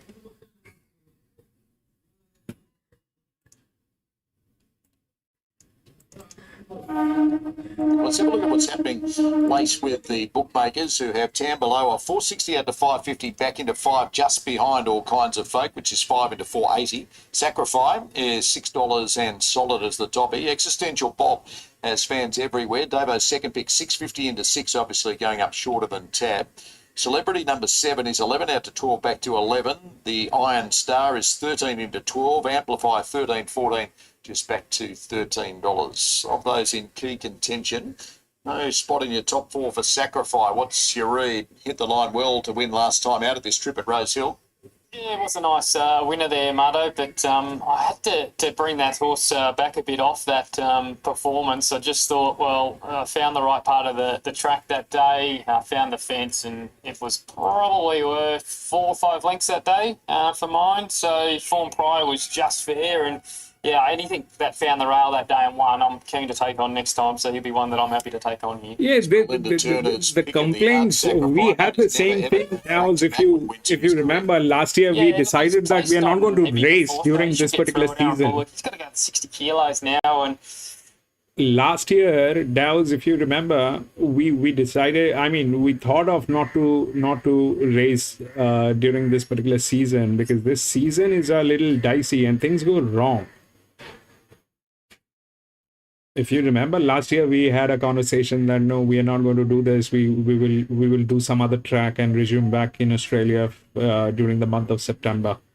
But the point is this: we forgot to do all that. They kept up. They kept coming with races, and we kept doing that. That's wrong. We should have been disciplined on this, which we were not. But the point is this: that there are reasons to be, for complaints, because things are going wrong. Things are going wrong. That's exactly what I explained. I can't explain how badly I'm burned in last few weeks or months, maybe. How badly I'm burnt, I can't explain. But I signed up for this. I had to get this thing through. So that's where it is. Also, there's a lot to like about him. He's been a funny horse in the past. He's shown ability in patches, but that last run, I think we can trust him going into this race now. Karen McAvoy just making a girth strap adjustment with All Kinds of Folk. Time to start thinking about the quaddie. It's races 7 through 10 today at Randwick Davo. Scan that QR code on screen. It's a very easy way to get involved. Yeah, it is, Mardo, and hopefully we can have a bit of joy with the quaddie today. Fingers crossed. We've gone a bit wide in a few legs. It's got the feel of a bit of an upset or two in the quaddie. We've seen a few around the traps, around different tracks already, and of course the opener was at a good price at Randwick. So hopefully we can get a couple of roughies home. But yeah, get involved, join us if you like, and you get a 25% boost in bonus bets if it does lob there. So fingers crossed we have a bit of joy, and see how we go. Further late push with the bookies, late existential Bob, which is now $6.50 into $5.50. Vetted last time out, nothing found to be amiss. It's placed 2 of 3, third up in the past. Yeah, the only problem last time was he was just off the rail, and it was the wrong place to be, and he went forward, worked early. The run prior was outstanding. I'm convinced he's going really well to be ridden more conservatively today, so they'll go back and find their feet, run on hard. And for last start win at Hawkesbury, there's a late nibble 2 for the Iron Star. Tyler Schiller's mount, $13 into $11. Getting ready for the 5th with Darren. Winner. First leg of the Big Six. $30,000 jackpot today in the Big Six, so a bit at stake for those playing today. There's the load. Ready now. Race 5, stand by. Okay, they're off and racing. Sacrifice jump well off the inside now. Tambolo is going fast with all kinds of folk. Celebrity and Horizons out pretty wide. Ivy Legends up in the thick of the action as well. Now back in the field, Amplify from the Iron Star, Deal and Dash, and Existential Bob, ridden Stone Cold is last of all. So Tambaloa taken to the front by Molly Fitzgerald, and Horizons is drawn wide out there with the rail out today, doing some work to get the spot outside the leader. Ivy Legends over racing in third. Celebrity well positioned, one out, one back. They're followed after a length and a half to Sacrifice. Has taken a spot down on the inside of the favourite, All Kinds of Folk. Further back then to Amplify and the red cap on the outside of the Iron Star. Deal and Dash and Existential Bob are the last two. 1,000 metres to go, and Tambaloa is tugging along in the lead. Tambaloa out by a neat length here on Horizons. 2 off to Ivy Legend, a half to Celebrity, followed by All Kinds of Folk travelling well. On the outside is Sacrifice, 2 off to Amplify, the Iron Star. Deal and Dash is peeling 3 wide, trying to put itself into the picture, and Existential Bob looks to be getting onto its back. Tambaloa inside the 600, by a length now on Horizon, being nudged along. Ivy Legends had enough. Now, these front 2 horses have really opened up a margin on the rest of the field. All Kinds of Folk, the favourite, goes to a clear third straightening. Tambaloa beat off Horizons, then All Kinds of Folk. A gap to Deal and Dash. Existential Bob 10 lengths away. He's starting to pick up. He's enjoying himself on the heavy Bob. Tambaloa's 5 lengths clear. From All Kinds of Folk, Horizons, and then came Existential Bob. Tambaloa at the 150. All out now. All Kinds of Folk. The Queenslanders got it. All Kinds of Folk grab Tambaloa late, and All Kinds of Folk wanted to head to Tambaloa. A gap back to Existential Bob third, followed then by Deal and Dash, Sacrifice, Horizons, the Iron Star. The other 3 have been beaten out of sight. Ivy Legend, Amplify, and Celebrity went into hiding late. And All Kinds of Folk mows down Tambaloa. Dobo, your top pick, beats it under Kieran McAvoy at $4.60 and $1.90. Yeah, just loves that ground when it really got testing there the last couple of hundred, just sprouted wings. Loves heavy surfaces, and well done to Todd Bollard getting his first Sydney City winner. Tambaloa probably just over raced the touch and might have told 5, 3, 4, 8. victory, but that was a brave effort out in front as well. So we've reached the halfway point of Randwick, 5 races down and 5 races to come. Well, time is... Arman, 5, 3, 4, 8, yes. 5.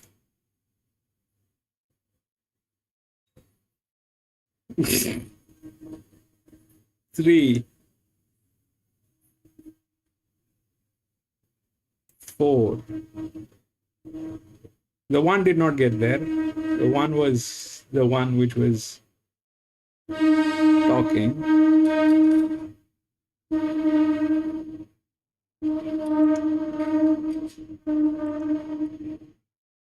And the 9, it was very difficult for 9. It did not happen. 1 is supposed to disappoint. That's the reason that 1 is there. You see that 1, it is like this. The 1 is supposed to disappoint you. The 3 also disappointed. Disappointed as in like... what happened basically is that, you know, this genius and this genius, all right, the 3 and the 9, all right, what they did, they raved the horses on an 1800 meter. They raved it. They shouldn't have raved, but they did. Both the genius, this one and this one. This is why they are marked as green, because they are geniuses. They started raving both the horses on an 1800 meter, which was not necessary.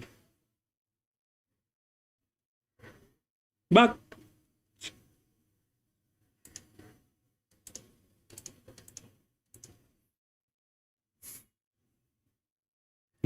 Jimmy had 5. That was good. Okay, from 2, 5, 6, and 8 all scratched. 2, 5, 6, and 8. 2, 5, 6, and 8. 1000 meter. 1 is from gate number 8. 3 is from gate number 3. 4 is from gate number 4. 7 is from gate number 5. 9 is from gate number 2. 10 is from gate number 6. 11 is gate number 7. All right. Fair enough. 3, 4, 7, 1.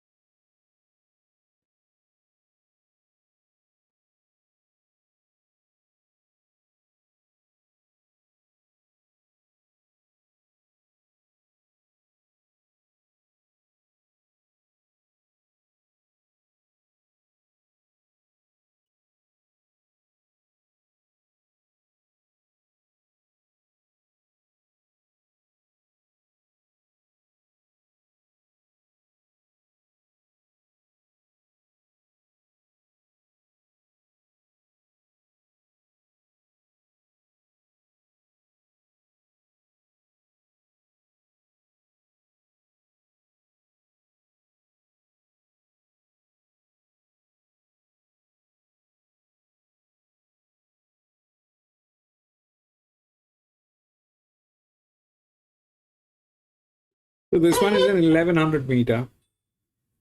This one is an 1100 meter. So 1100 meter is space. And if 1100 meter is space, then 1 is the top weight. And it is a very good horse because being a top weight, it is producing a low pressure, but it is jumping up 8.5 step up. So plus it is not doing well. It is exactly like this horse here. It's worse than that. So that's the thing.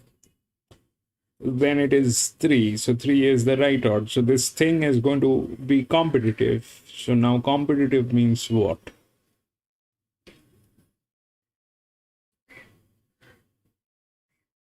Competitive means what?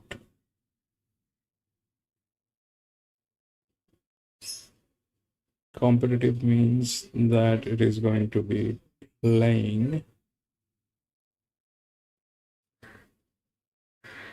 on pace. 1100 meter is going to play on pace.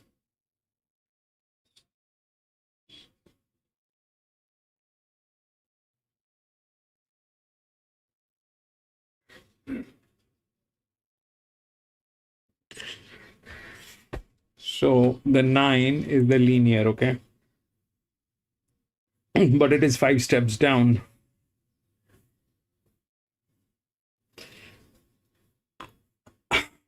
Now, here is the thing. So here, the thing is this, that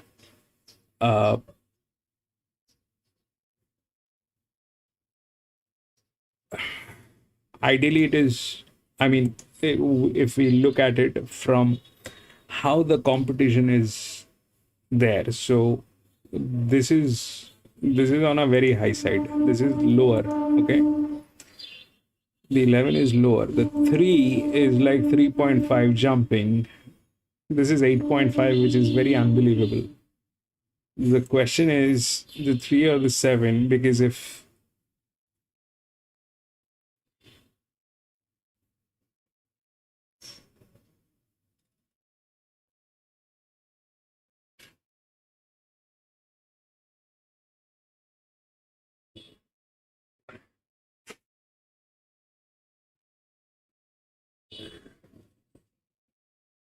should not be that, should not be that,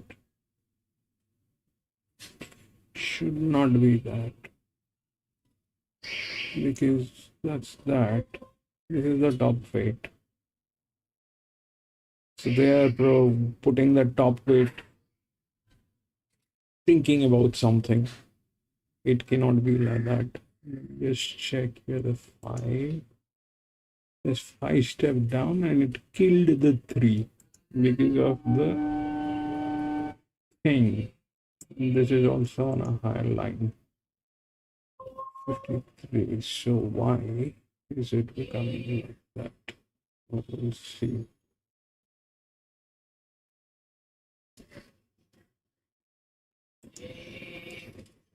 So 3 is the favorite. Now what is happening?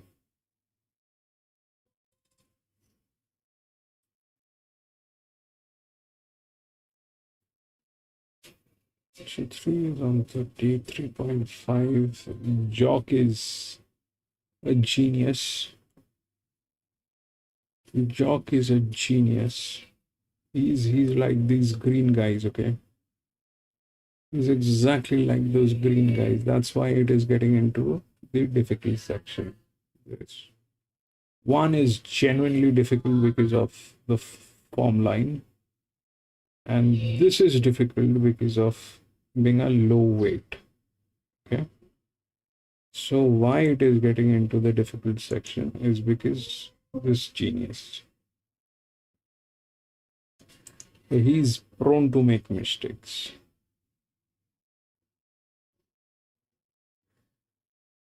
He will make mistakes. He's a genius. The 9, which is there, is 5 steps down. That is what it is. That probably is not the thing. And through arrangement also it is 4, which should win. Because that's the lowest. Okay. This is, I mean, after 11. So 11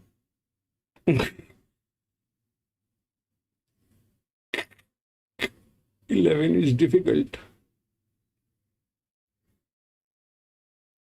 11, then it is here, but still lower. This is a lower weight. This is a higher weight. Ideally, it should be 4, but the 4 doesn't have the form line.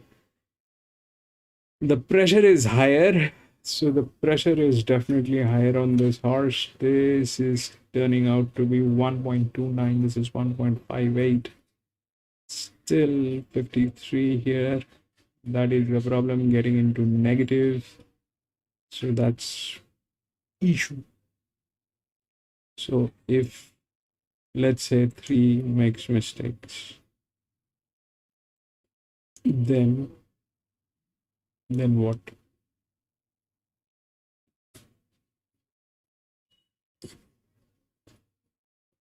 Nine, can it work?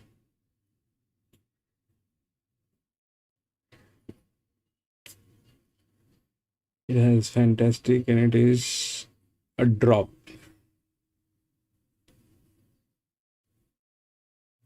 It is a drop, and it is carrying one of the lowest pressure. And not that it is capable,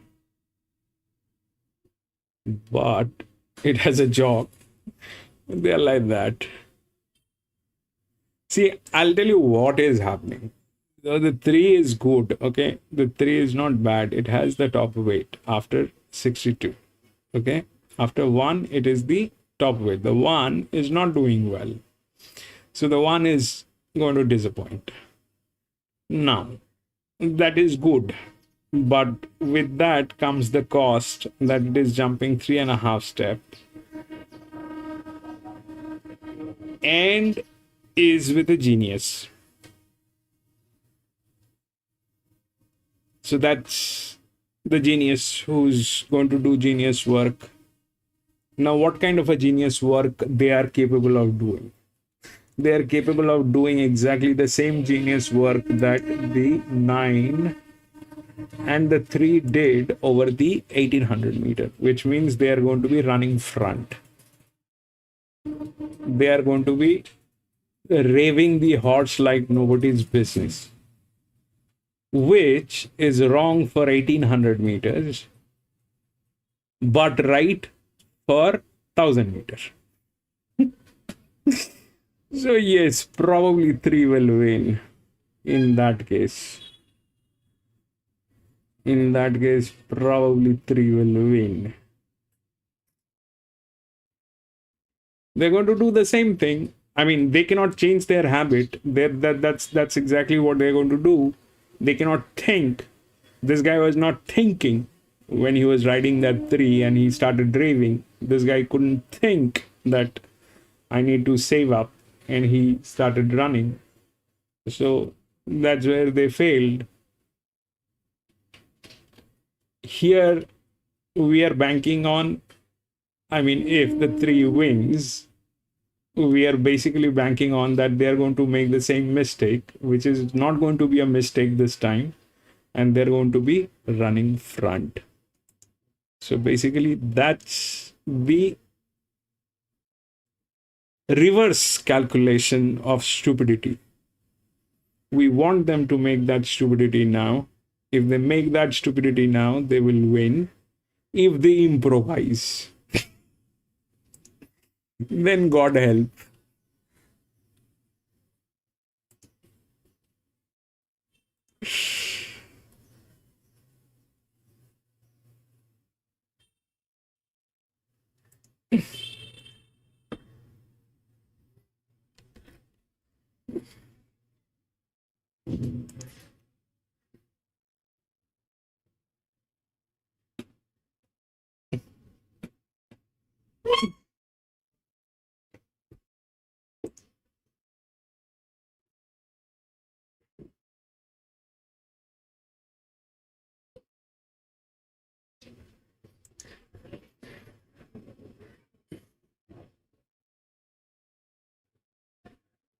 Three, 7, 10. Go for.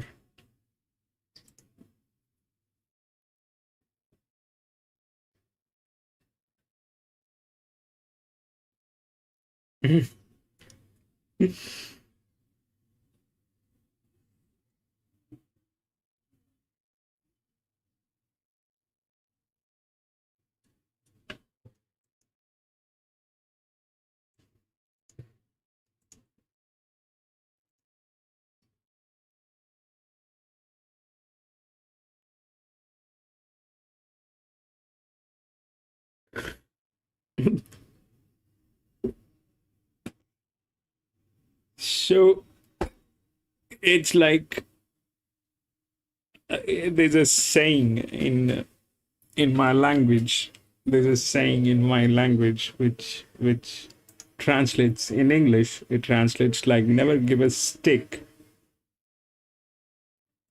to someone who's trying to hit you and is blind. I mean, it's on those lines. Never give a stick to a blind man who's trying to hit you or try to, you know. So we're. This is a blind. This is a blind man, and we gave him a stick, and hoping that he strikes.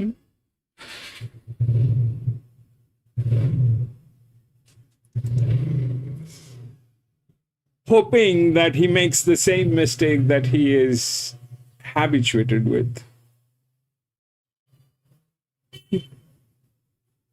10 EW big bet. What is 10? 10.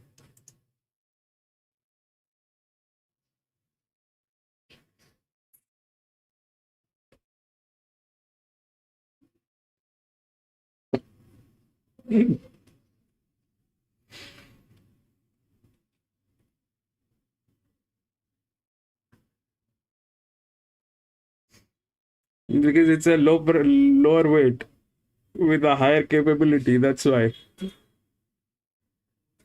The thought is nice, Adam, and the thought is nice. It's carrying a lower weight with a higher capability, which is the right, which is a good thought. Which is a good thought.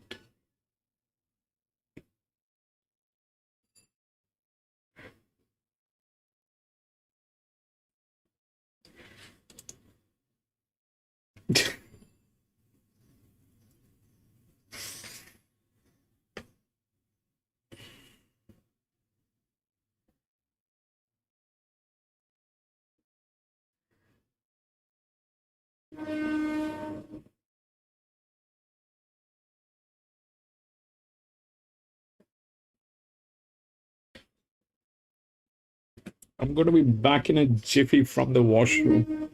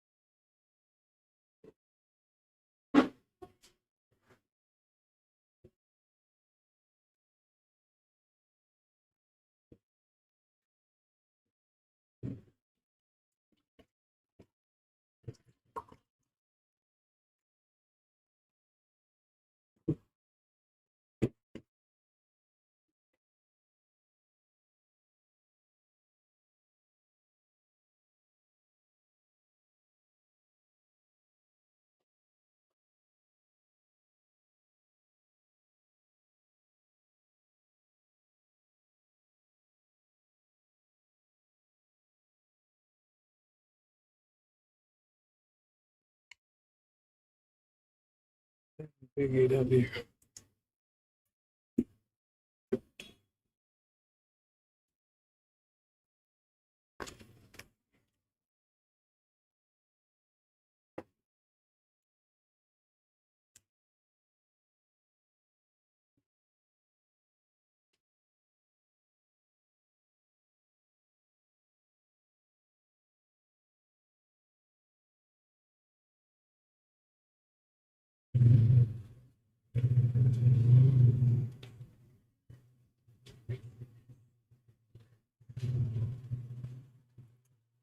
There is another angle to that thought also on your 10. When the linears cannot win, it is generally the drifts. That's the only outer drift. But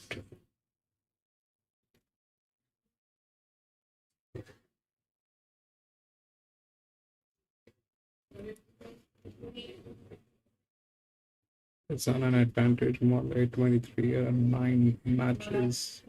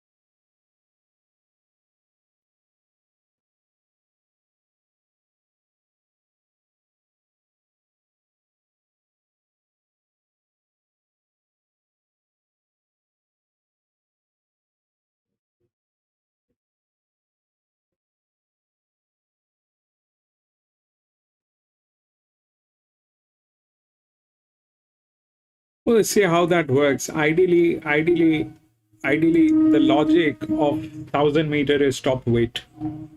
Ideally, the logic of the 1,000 meter is the top weight. 1,000 meter, 1,200 meter, 1,100 meter is the top weight. That's the logic. If they, I mean, they definitely have to be on the right form. Like this one is the top, but it doesn't have the right form. So that's the not the thing. So ideally that's the one. So now what is the constraint is this genius. We want him to make the mistake this time. If he tries to improvise, we are upside down. If he thinks, no, I will not race it, I will not rave it, let me give it a little rest, a little breather, because it doesn't have breather, I think. No, it has breather. If he thinks that let me just slow it down for a while, and then I will revive it back at the last 400 meters, and then I will come from the back, and I'll be the face that is going to be shown all around the world. If he decides to do that,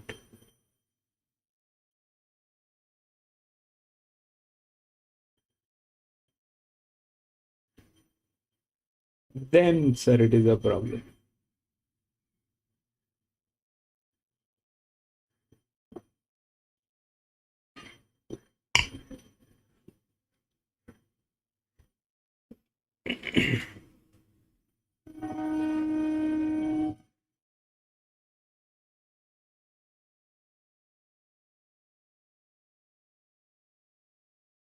Very, very hard to run down here. I thought Power of the Brave at $9 wasn't hopeless. He trialled nicely. Sure, he's first up on this sticky track, but he's a pretty good 1,000-meter horse as well, and he has won here at Randwick before. For Prima Bella, I see why she's in the market. She was a good winner at this track and trip on heavy ground, 2 back.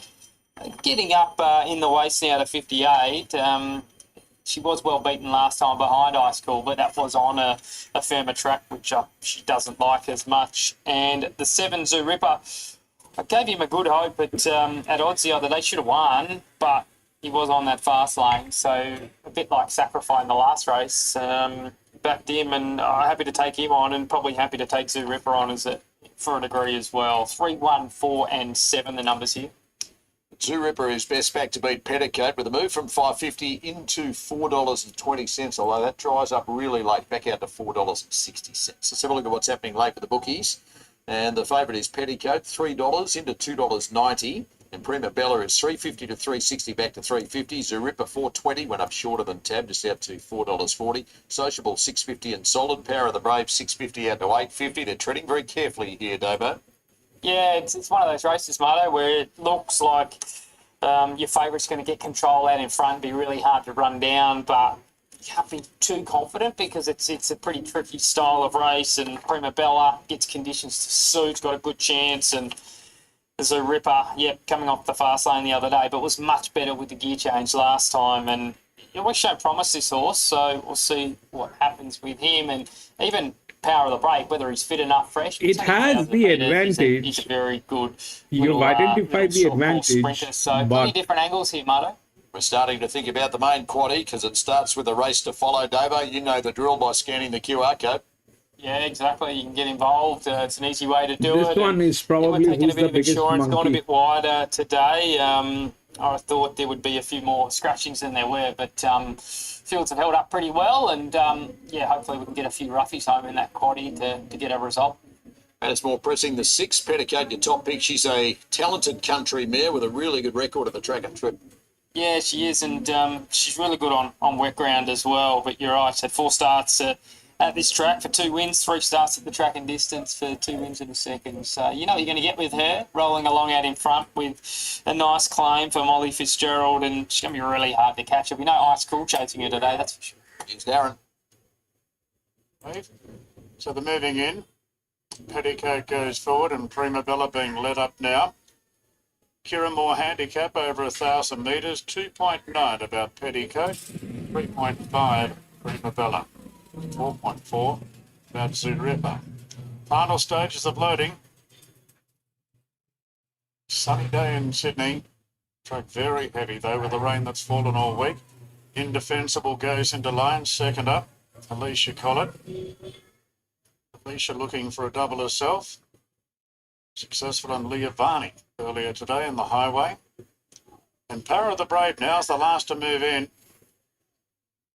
Chris Lee's trained son of Brave Smash moves in, and they're all locked and loaded now. There's the light. Ready to run. And they're racing. Mountaintop and Power of the Brave wide out, jumped nicely. Petticoat, the inside is right there. Prima Bella settles in 4, followed then by Sociable, Zoo Ripper.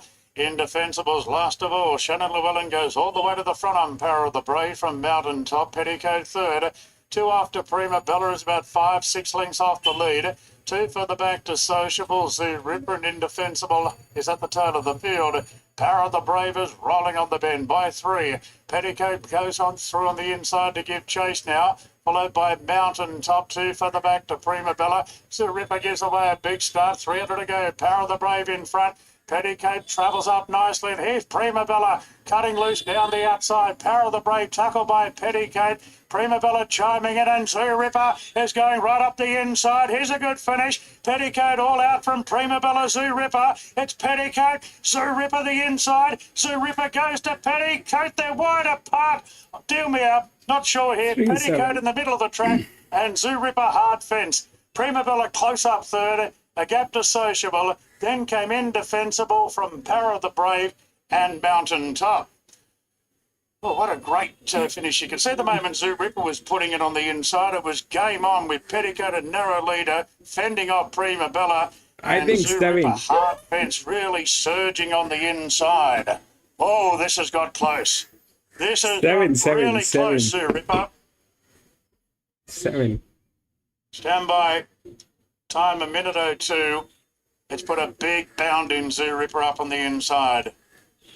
The nose there of Petticoat was dead set in the shadows of the grandstand. You hear us say shadows of the post. Well, shadow of the grandstand is right over at the moment, just darkening the image. 7-7-3-4. But the photo favours the inside, so Zoo Ripper, Davo has nailed Petticoat right at the stick. Lightly race for a 5-year-old. 4th career win comes at start 18. First win for Joe Pride, ex-John Thompson galloper. Yeah.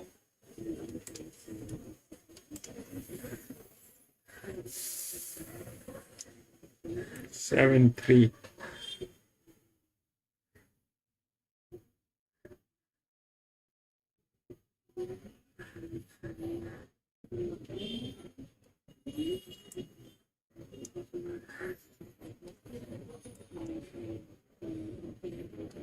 Seven, 3, 4, and 9. So it played right actually.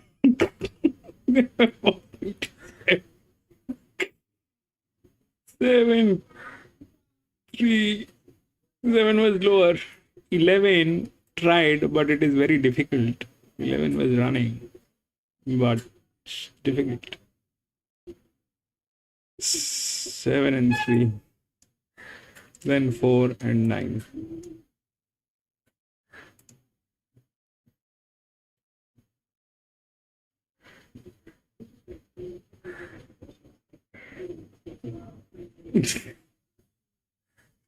We'll go to the next.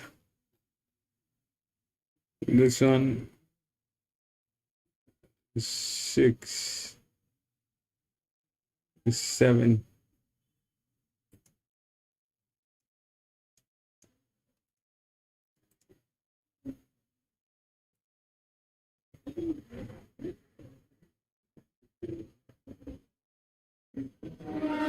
Five, 13, 14, and 15 all scratched. 5, 13, 14, and 15 all scratched. 1 is from gate number 7. 2 is from gate number 6. 3 is from gate number 8. 4 is from gate number 10. 6 is from gate number 4. 7 is from gate number 15. 8 is from gate number 13. 9 is from gate number 14. 10 is from gate number 9. 11 is 1. And 12 is 2. Okay. 4, 9, 11, 12.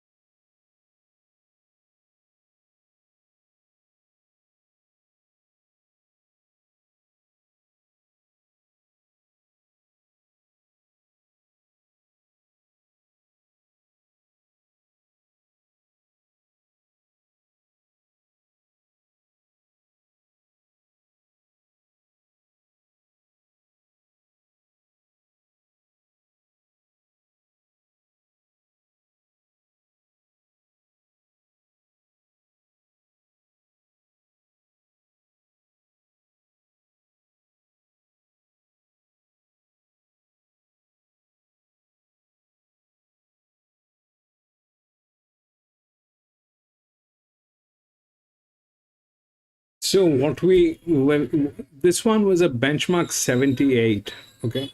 Now here what we saw is that the 7 beating the 3, which is mathematically true. Okay, which is mathematically true. So, and the 4 did not have the form line, it came in third, which is also right. The 1 couldn't do it. So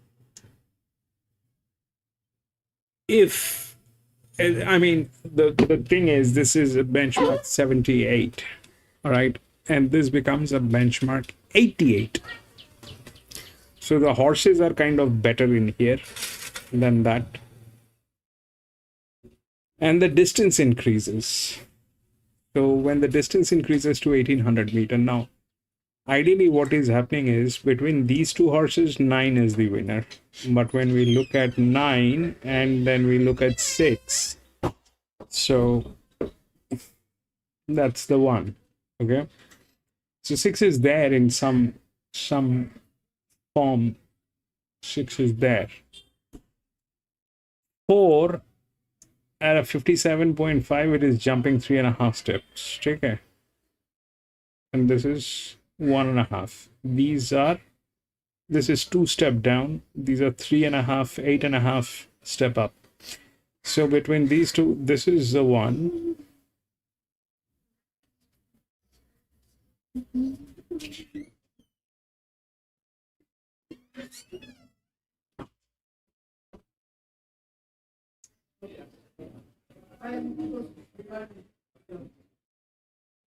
Between these two, this is the one. 10. Okay. 55, 53, 2.2, 2.5. So that's the one. So now what happens? 2. Low.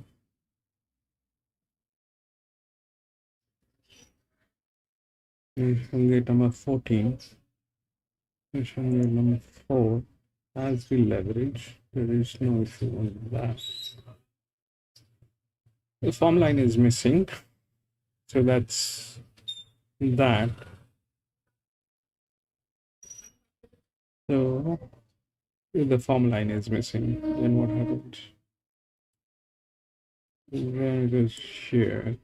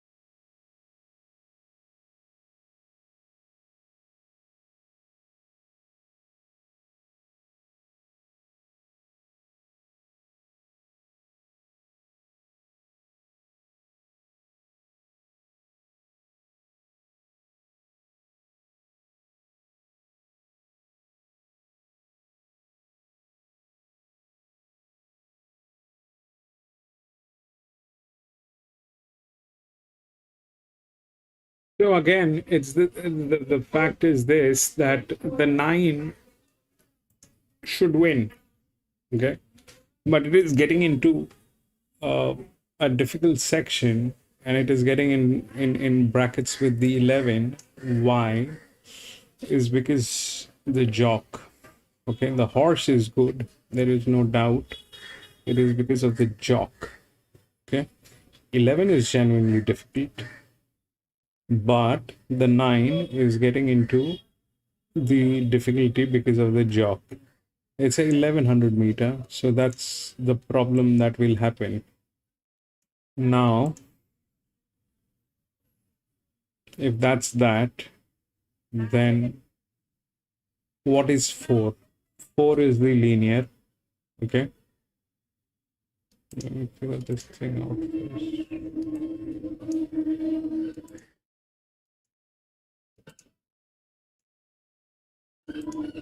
Okay. So,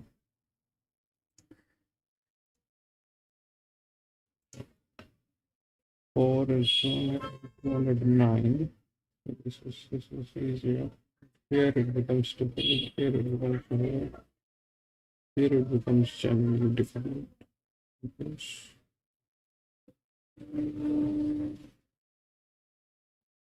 that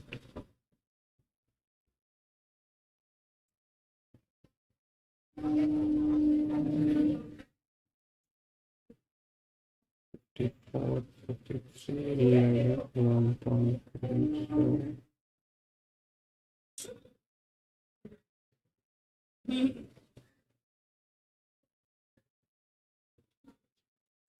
10.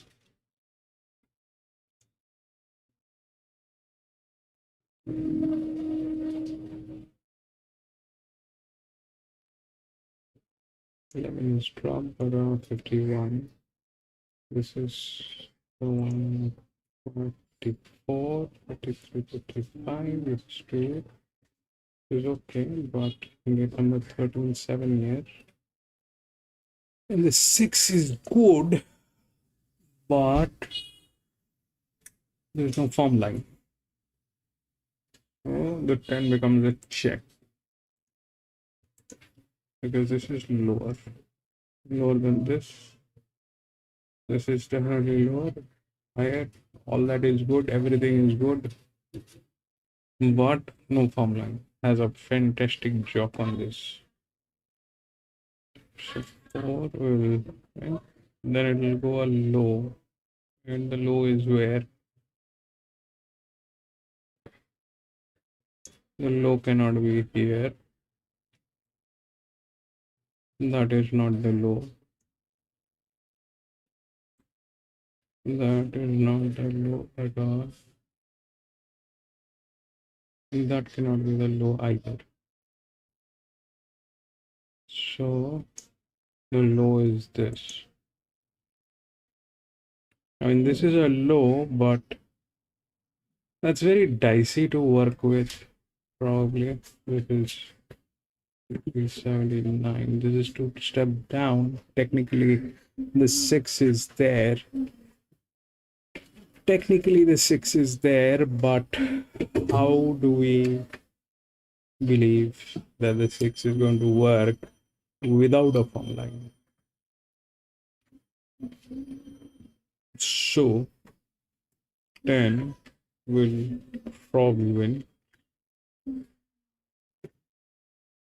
It's a benchmark 88, so let's believe that the 10 will win. 9 technically is right over the 4.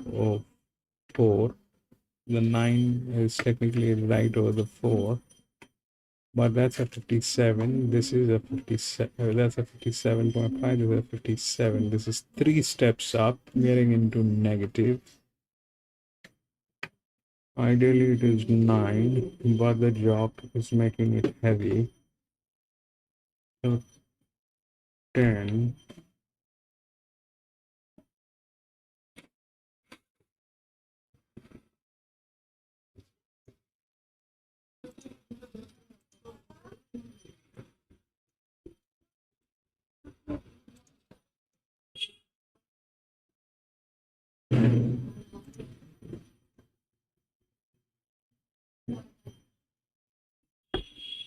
We know that, but that will not work here with an 8.5 step. That is very weird to believe that will work.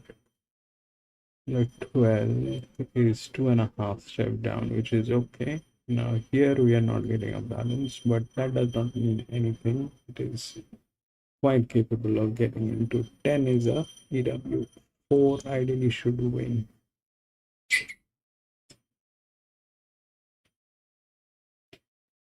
So the 9 is good. Technically, it is like this. Okay, the 7 and the 5, the 7 and the 3.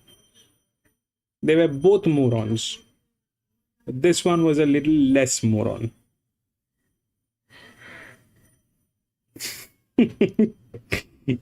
And this one was mathematically also it is right.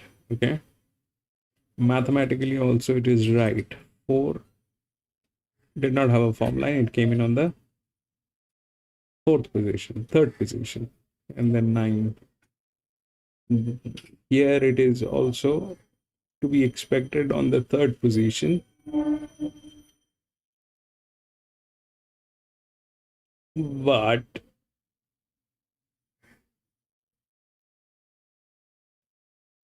doesn't have a form line, but it is mathematically right.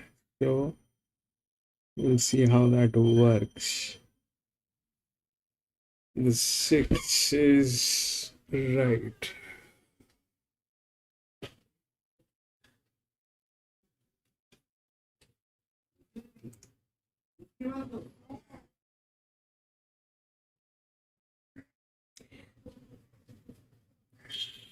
Thank you for doing that. Thank you so much. Thank you, Jimmy. Thank you, bro.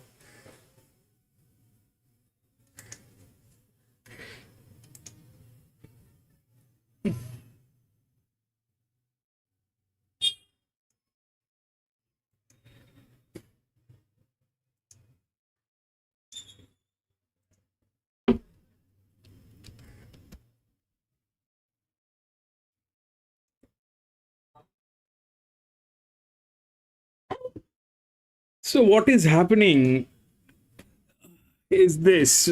I mean, this is my understanding, and I am often wrong with my understandings. So ideally 9 should win. Okay, through the maths, ideally this is the win. Between 4 and 9, 9 should win. Where it gets difficult is the part of the jock. Okay, this is where it is getting difficult, and it is getting into the group of 9 and 11.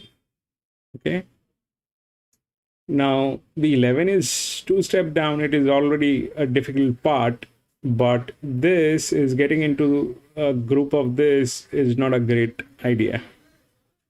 So that is the thing. So I mean, the jock is pulling it down. Okay, this jock is pulling it down and getting it into this structure. So the 4 is okay. Now ideally this is this. Now the jock is pulling it down. Now if we compare this and then this, then the 6 definitely is probably there in some form, you know. But the point is this, that the 6 is not like a huge the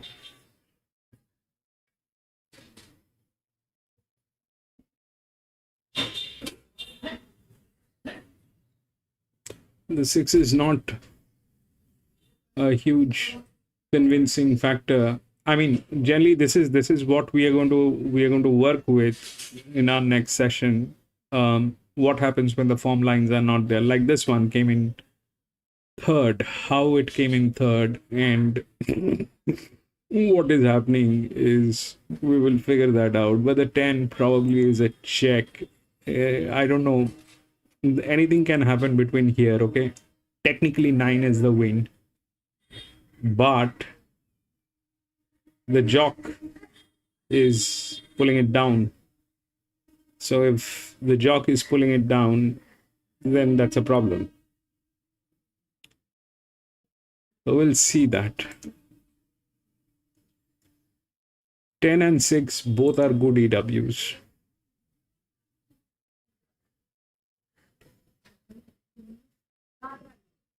Some of these jocks are not too good or young.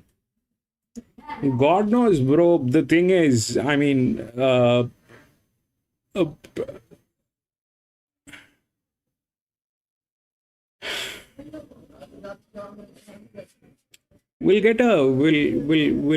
get a much better picture once things work.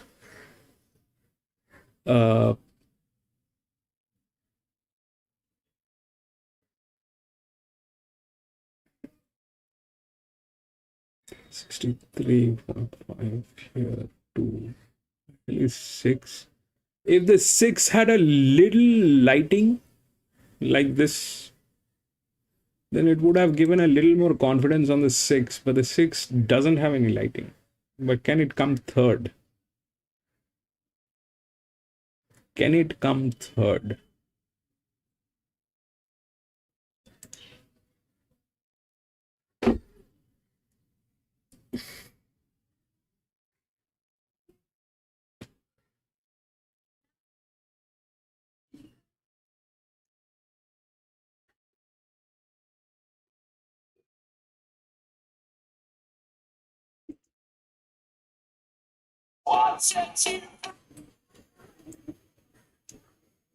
Do we even have a 9? Yes. And Bonyface, $6 into $5, late $6.50 into $5 has been best back to beat it. Anything goes, $6.50 this morning, 7 back into $5 late. Sly Boots is $5 out to $7. Back into $6. This is the start of the main quaddie, and it's a benchmark 88 racing here over the 1,800 metres. Davo, you're siding here with Sly Boots, who covered ground last time out. Won't be covering ground from barrier 1 today.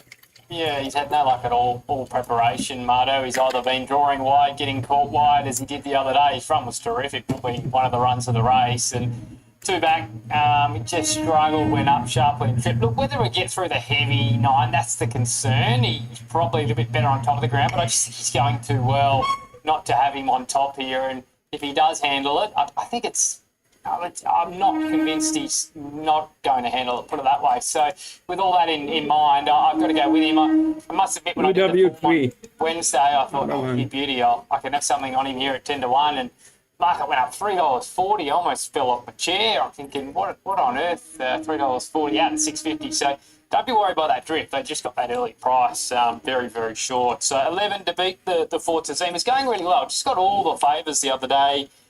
Does like wet ground though, and Randwick wet ground, so hard to knock. Just draws a little bit wide now, goes up in weight. I think it's well enough found in an open race. 9, Bonyface, I think is the way the owners want it. I heard that on radio during the week, but Bonyface, whichever way you want to go. Hit the line hard there at Randwick. Got the right run last time, probably doesn't today from the wide gate, but in the mix. And Rotogilla, maybe against the pattern the other day in Brisbane. It was hard to make ground wide. It does have a decent record at Randwick. Look, this race is very, very open, but I'm happy to go 11, 4, 9 and 6. 1 Williamsburg's a good wet tracker, and 3 Elliptical is not a bad roughie either. You can go a lot of different ways here, Mutto.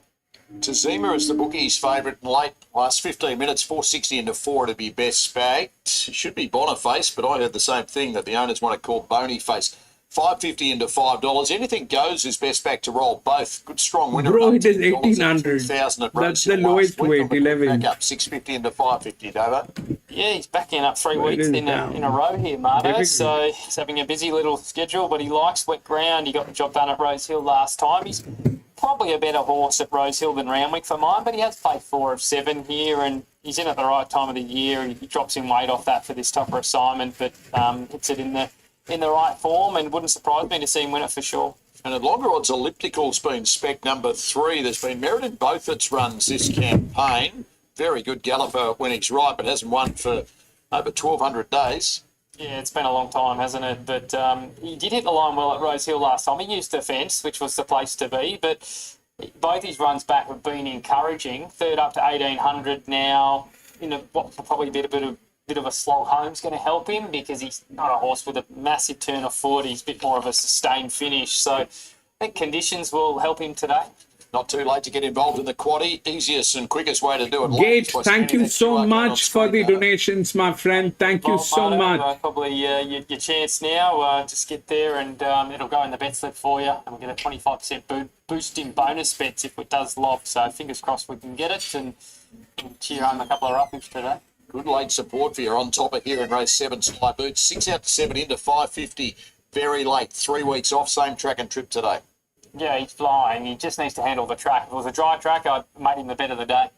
Let's get trackside. Here's Darren. Time Quest goes in. Boniface and Skylab are the last two.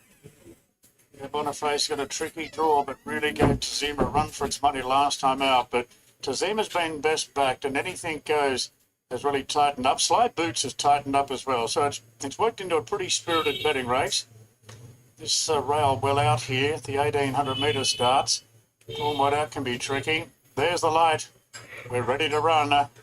Gates are back now. They're off and racing. Sly Boots jump well off the inside. Anything Goes away well. Now Williamsburg out well with Lost Scare. And Time Quest is going forward right around the field. Rodigilla parks behind from Elliptical. Mighty Ulysses, then Tazima.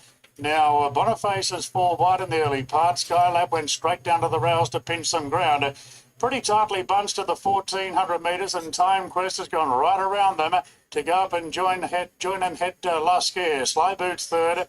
Williamsburg goes into a more prominent role. Just behind them, Anything Goes, gets an ideal position fifth. Then came Rodigilla from Mighty Ulysses. Tazima's wider out there. 3 wide working a bit. Further back to Skylab from Elliptical. And Boniface is 3 wide at the rear, but is on the back of the favourite. They've got inside the 1,000 metres. Time Quest in front. Williamsburg goes to a clear second. Sly Boots has been well back. Maxwell there, leaders back third on the inside of Lost Scare. 2 after Anything Goes from Rodigilla, Mighty Ulysses, Tazima caught wide. Then Skylab from Elliptical. And Boniface at the rear of the field. Only about 7 covers the lot of them. Time Quest ahead in front to Williamsburg and Sly Boots, Lost Scare. Anything Goes has pulled out, creeping into it. Further back to Mighty Ulysses. Tazima's out really wide. Then came Rodigilla. Skylab, Elliptical and Boniface as they turn for home. Time Quest being eyeballed by Williamsburg. Is enjoying the heavy today for the time being, but Anything Goes, cuts loose. Skylab's taking an inside gap and Tazima keeps coming on the outside. Tazima swooped now on the black and white, hits the lead. Boniface is going after at the outside and then came Sly Boots, but Tazima 2 lengths clear from Boniface, who's holding down second, but Tazima is going to do it again. That's 3 in a row and a treble for Sienna Grima. Push right out, Tazima by 2.5. 2 Boniface, a gap to Sly Boots. Anything Goes fourth. Further back to Skylab. Then came Elliptical from Mighty Ulysses, Rodigilla, Williams. That was a super factor. Then Lost Scare from Time Quest. So those leaders got pretty tight. So it's 4, 9, 11 and 12. Jockey flying, horse flying too. That was a super factor. One of the finds of the winter, both of them, Sienna Grima and obviously Tazima. That was a super factor on the odds. 4, 9, 11 and 12.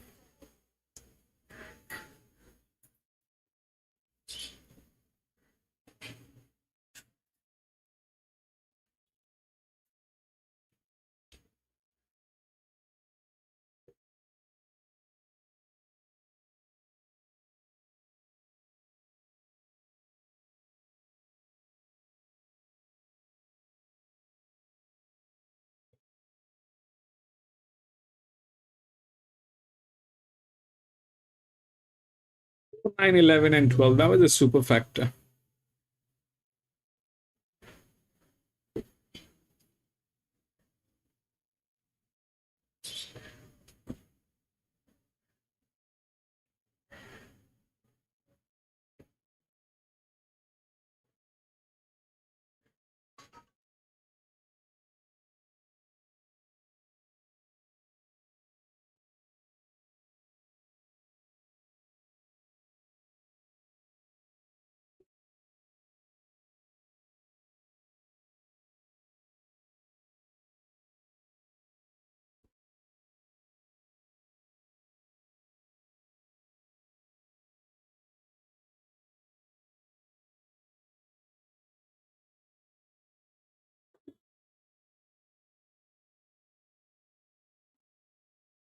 We'll go to the 8.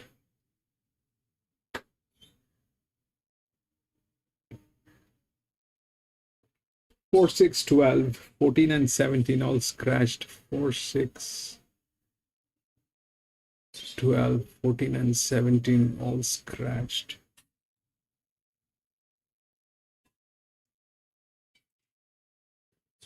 3, 8, 11 and 9.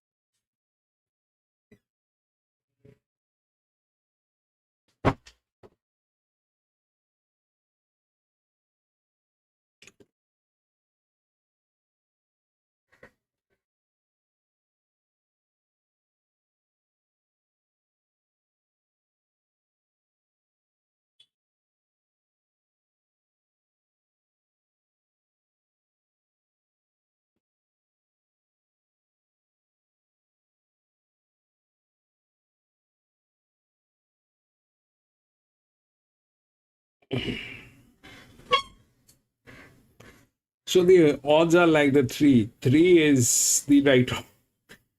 Three is the right odd.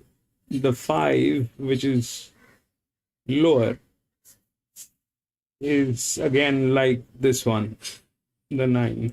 Okay, is getting into the difficulty section. The five. Why? Because of this guy. So that's that part of the story. So the five is technically right, but three is the one. So three. Then 11 is also the right odd. Why? Firstly, form line. Secondly, it probably will go to a low weight. So the 15, which is a 6-year-old mare, is a 52, which is from 51 with a drop. This is 1.5 compared to this. This one is lower than this, but it's a 7-year-old gelding, not doing well. So that probably is not getting there. So out of these two, 11. Out of these two, definitely 5, but jock is an issue. So 3, then 11, then probably 1 on the top notch.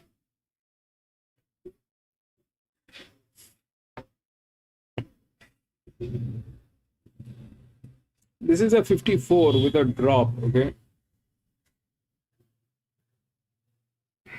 What about 7? 7 and this, they are the same, but this is higher.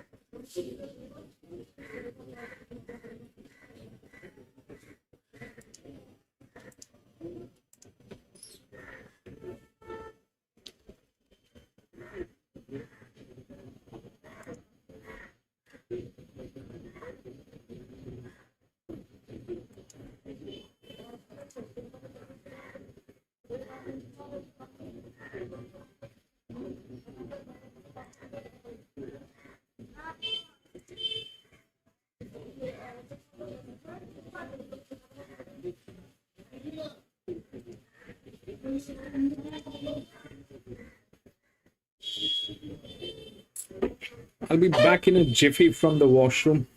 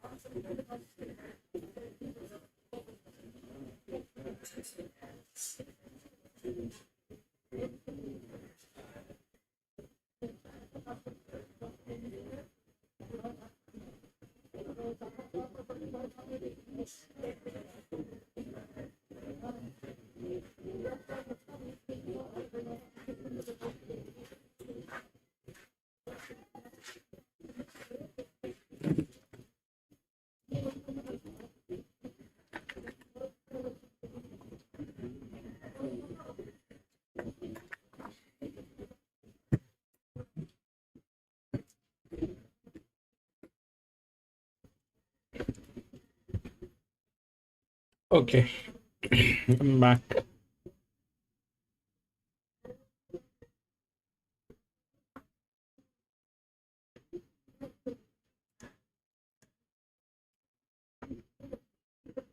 How the 9 is going to beat?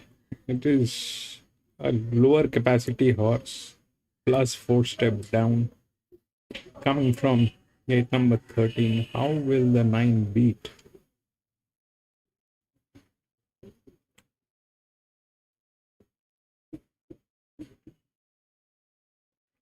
So what basically is happening is this, that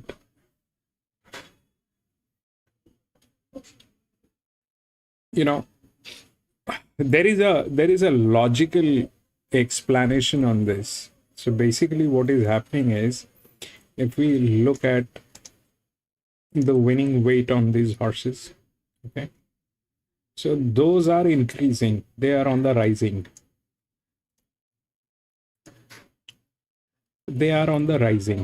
okay, they're on the rise. That is 66. Now what basically is happening here is the fact that when something like this happens, it is primarily the reason, what I think is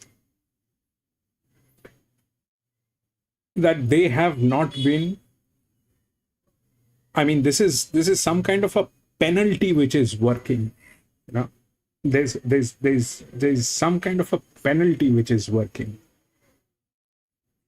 So what happens is this, that when someone like that is there, it is made to compete with someone like 8, okay, it is made to compete with someone like 8. So that's the scene. The advantage is this, that they, one side, that is the class they belong to. The second thing is, this is where they have been to, and this is what is become their ideal weight now, okay, and they have been allotted this. Why? Because this is a penalty which is working. This is nothing else but a penalty which is working. I mean, every promotion, every demotion, it works on numbers. So when you go high up on the weight, but you're not allotted that weight, and when it is allotted you fail, that basically means that you are in a declining order.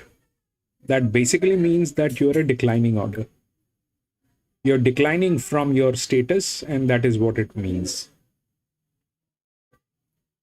That's what my understanding is. I don't know. Maybe, someone can throw light on this.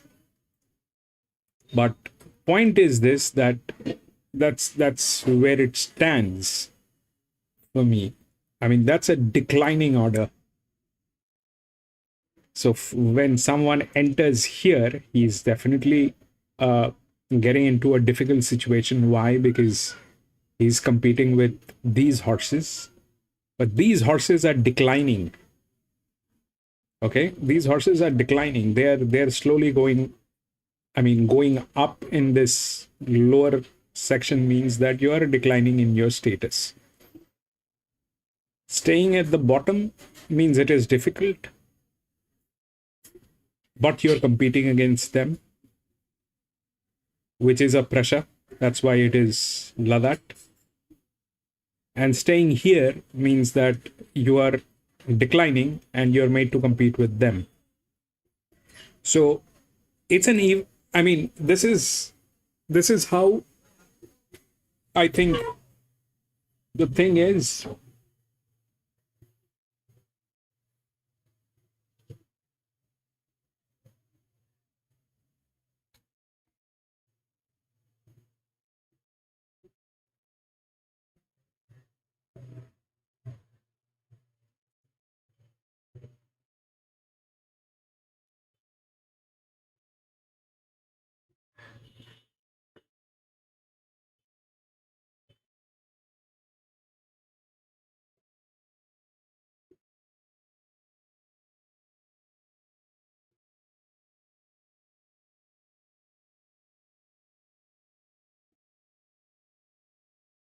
One.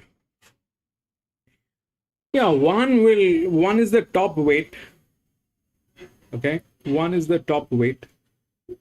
So one probably is there in the game. That's where the thing is.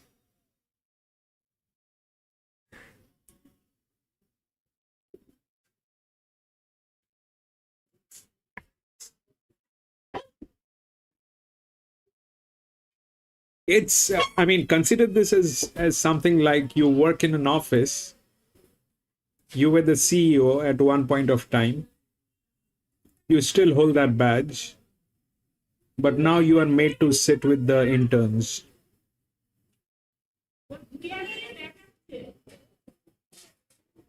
Because your performance was not good.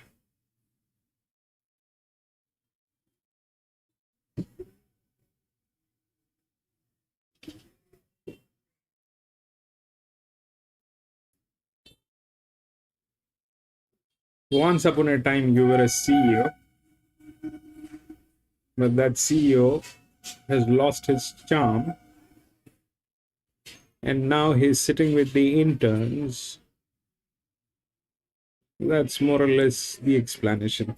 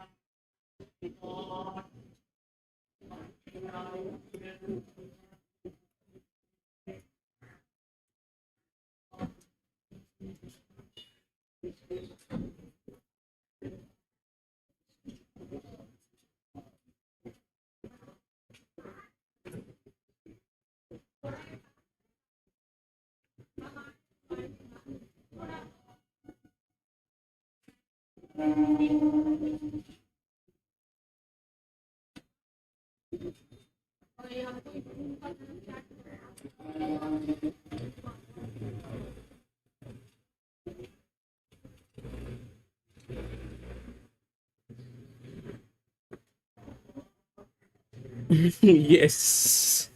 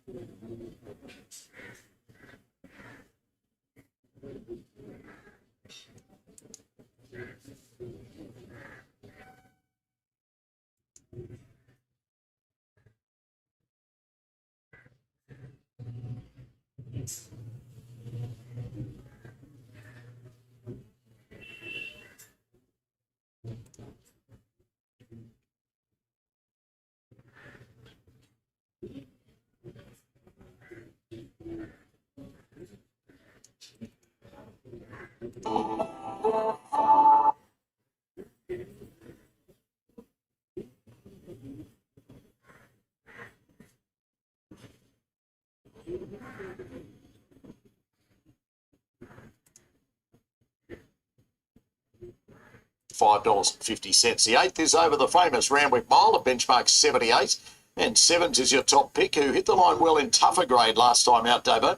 Yeah, he did, Marto. He was one of the runs of the day against the pattern. It was obviously that fence day, and he was really good from the back and wide. And one thing we know about him as well, he does like heavy ground. So I'd be interested to see the tactics today. Do they roll forward, put him in the race? They went back last time after jumping pretty well, but he's shown good speed in the past. So, look, open race, but liked his work against the pattern. I made him a black booker off that Rose Hill run. And I think deep into the prep, sure, but fitness-wise, that's only a positive really there. So 8 to beat 2, the creator, who was in the same boat in that same race. I thought he closed off really well against the pattern as well. A good winner at Canterbury, 2 back, and draws the inside today. Should get a nice soft run.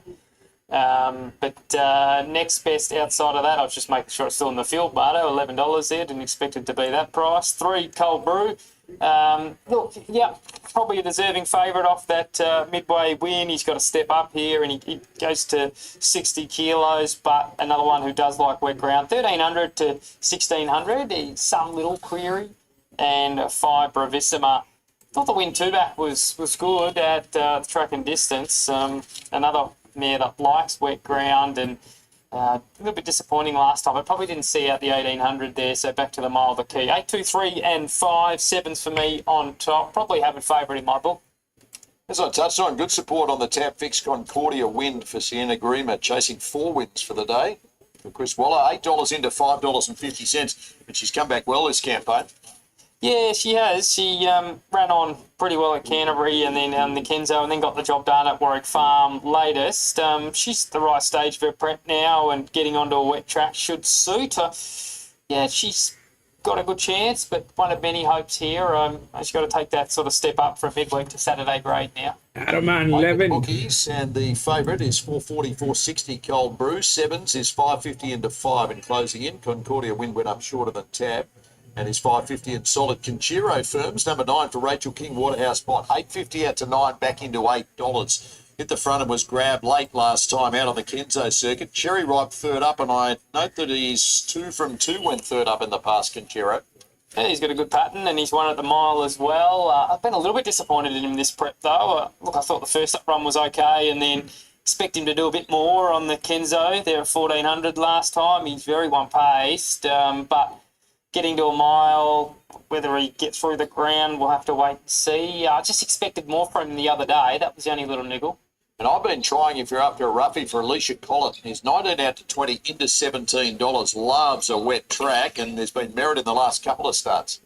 Yeah, been running on okay, and as you said, the wet track the key, particularly heavy. Look at this horse's record on heavy ground: 8 starts, 4 wins, 2 placings, and he's only had 8 career wins overall, and from 37. So he's got a 50% winning strike rate on heavy ground, and much less percentage strike rate overall. So Sevens is your top pick. He's been close up in all 4 of his runs this campaign. He has, yeah, and I like the way he was going prior to that last run, where I thought he was terrific. I just hope they roll forward, put him in the race here, and I just think getting onto heavy ground, he's 2 from 2 unbeaten on heavy. Sure, in easier races, but finds a very winnable race here today. Just needs a little bit of luck from the gate, but if he gets it, I think he's right in the mix. Drops out of a benchmark 88 to a 78 today. Does rise 5 kilos.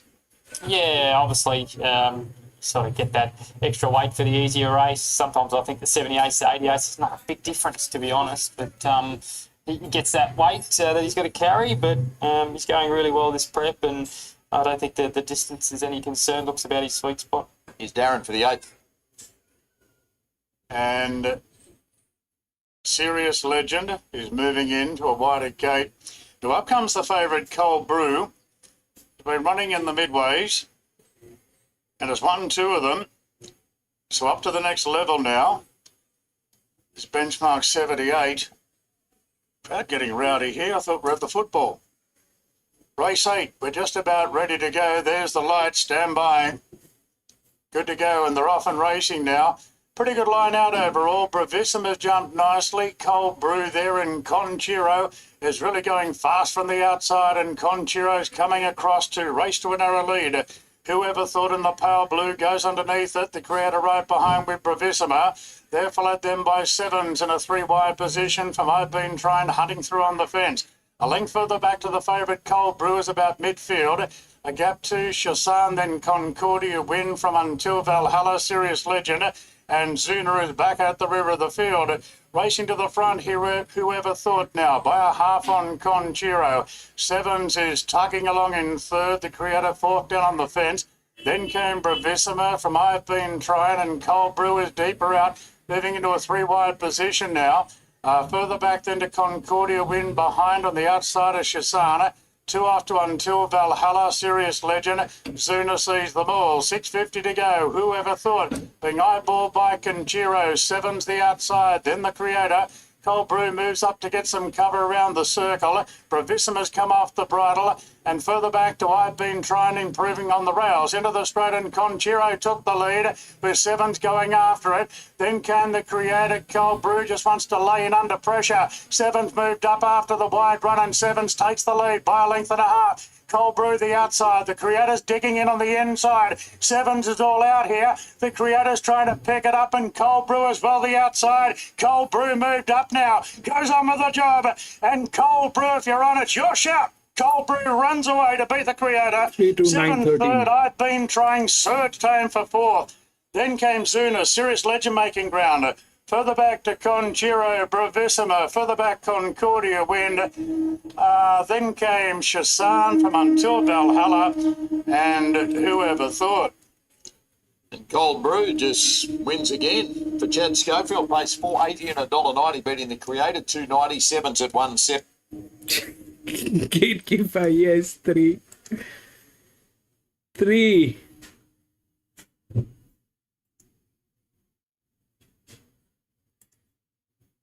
2, 8, 13. 3, 2, 8. And 13. That genius.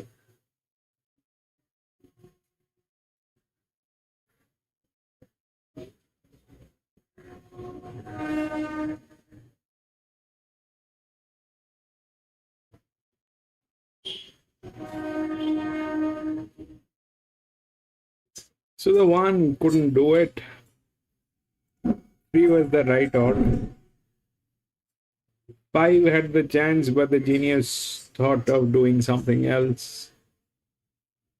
11 got nailed.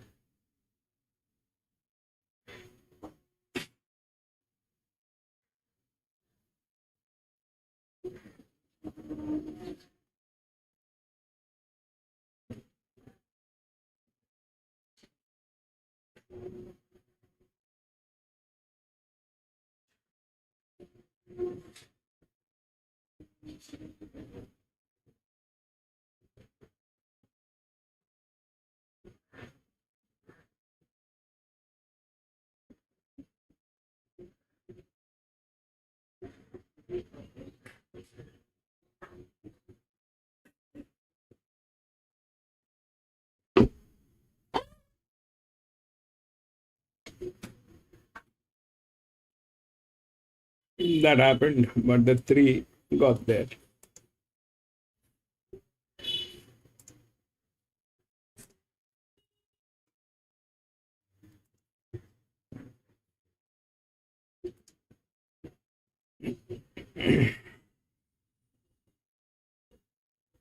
Five, 7, 8.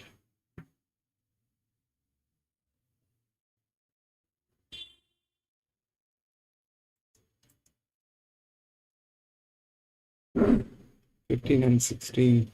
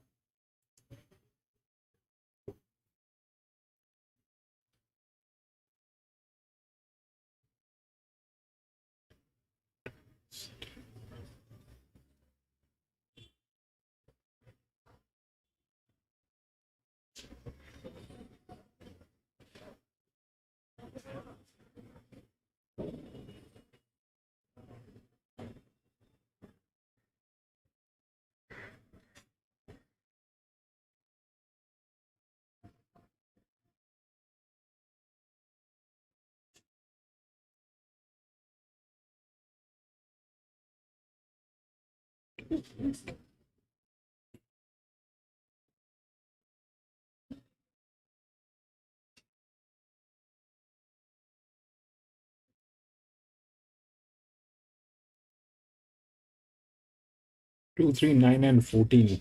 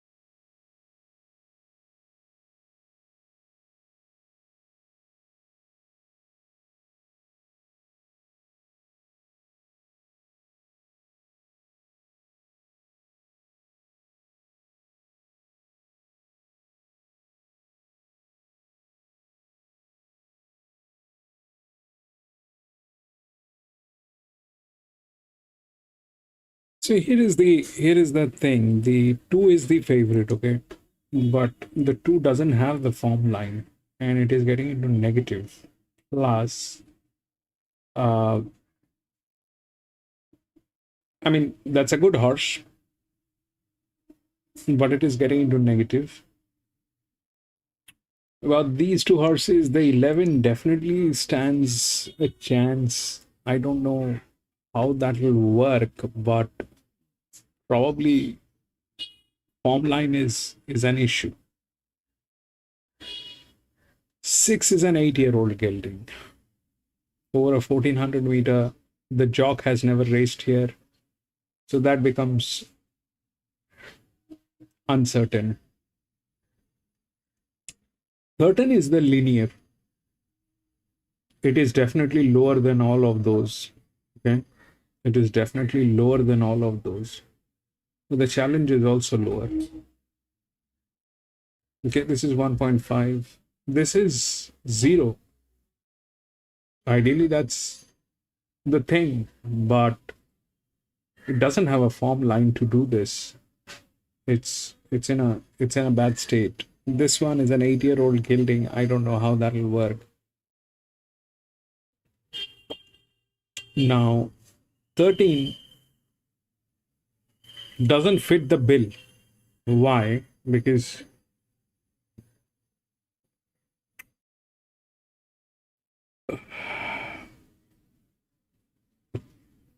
they're all higher. Now, about these 2, the 12 is again 1, but this is very dicey. Why? Because that's 56 and 14 also a 54.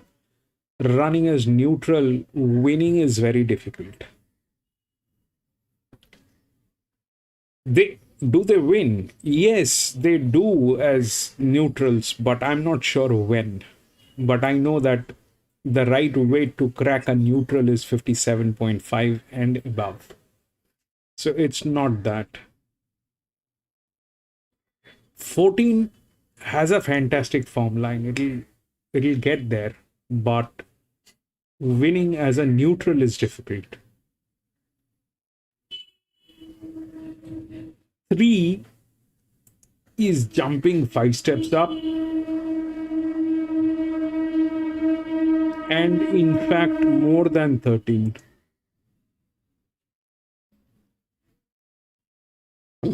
So this is a 57, this is a 57.5. Okay, they are all higher, but none of them has, I mean, this one is definitely, the 6 is not doing well. That's that. This one is also not doing well. There is a little bit of light here on 3, but with a 6 step up from 53, 6 step up, it looks good against 9. I mean 13. That's a 57. This is a 57.5.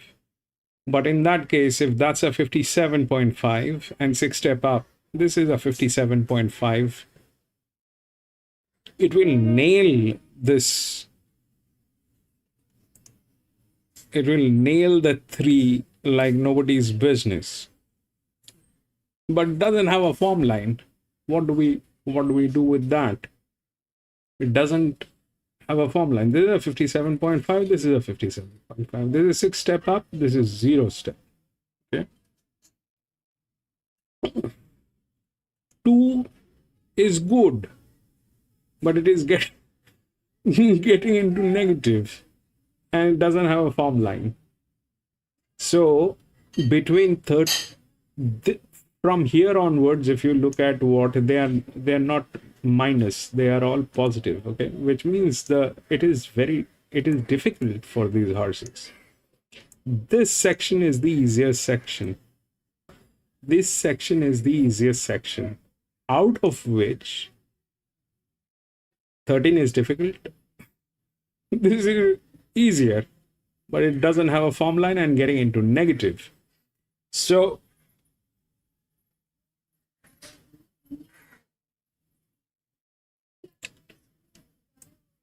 see, 14 winning as a neutral, I don't know. That generally is a very dicey game. If we go back to the first race, okay, here the 2 was the neutral, the 3 was the neutral, and that's what I mentioned, that it is very difficult to win with 54.5, 54.5 as a neutral, and the 9 went through. Okay, it was on a difficult side, but if we look at that capability, it went through. Here,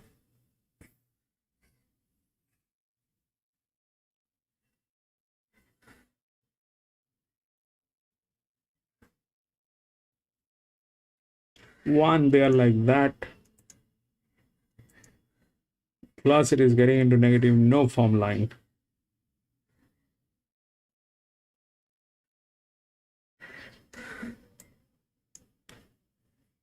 This is a 58 running a 58.5, 13 is a 59.5,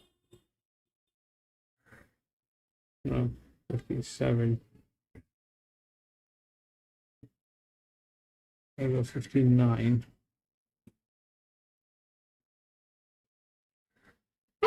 But what exactly is the problem with 13? What exactly is the problem with 13? That they do not want 13. Why is that?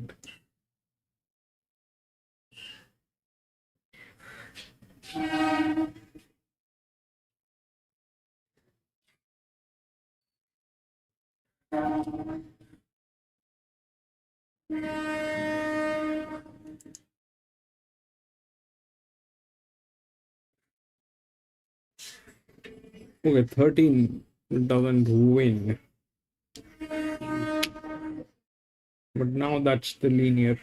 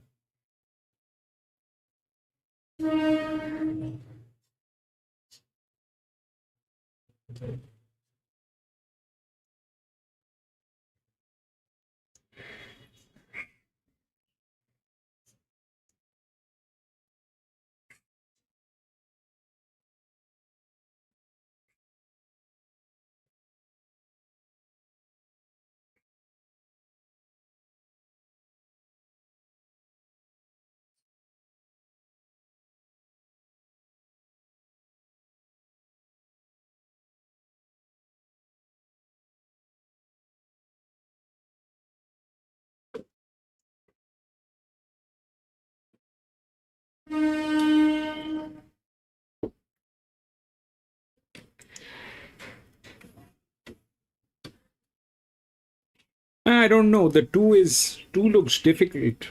2 looks difficult.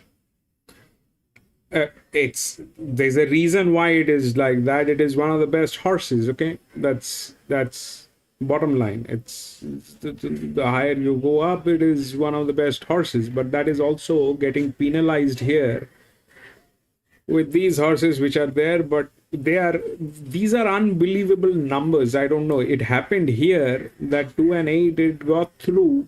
That was a benchmark 78, and it actually got through, but 3 won't. Okay, why? Because at the end of the day, it's a competition. And if it is a competition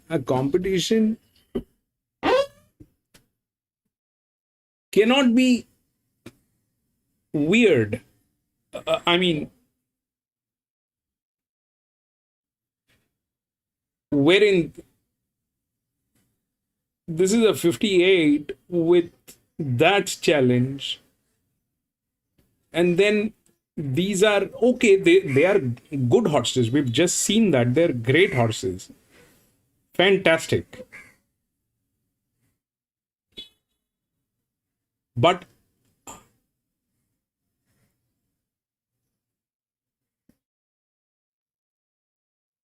winning becomes difficult. So those are great horses, fantastic. Even that is also very good horse, I understand.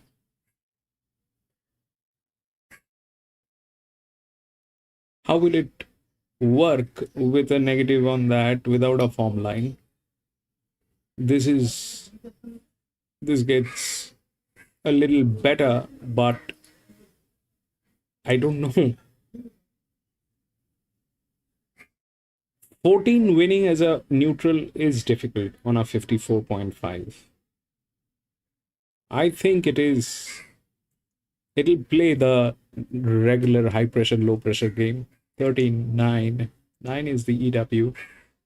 Anyway,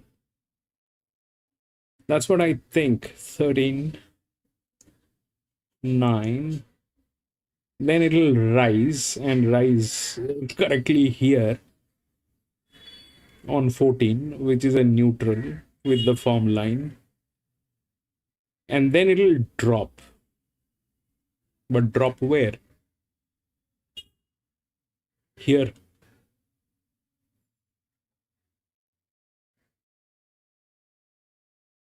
Or 10.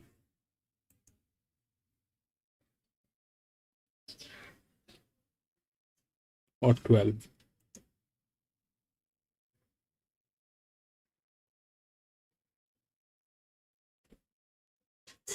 Let's play the usual stuff, okay?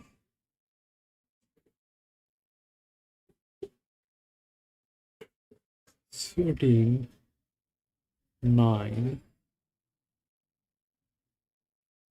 rises on 14, and drops where? Here it is the lowest drop. 52, we got 60, that's 7.5. Unbelievable. This is probably drop, but will it drop to that extent or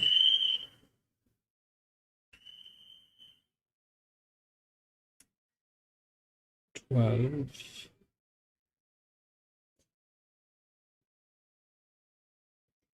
Now it rises. From here it rises. Where will it rise?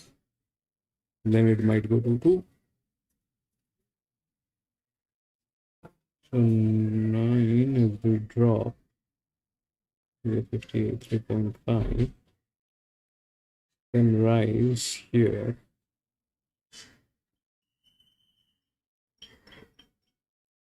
Then maybe either here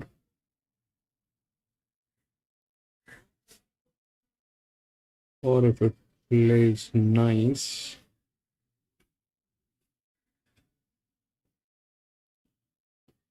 we'll see. 13, 12.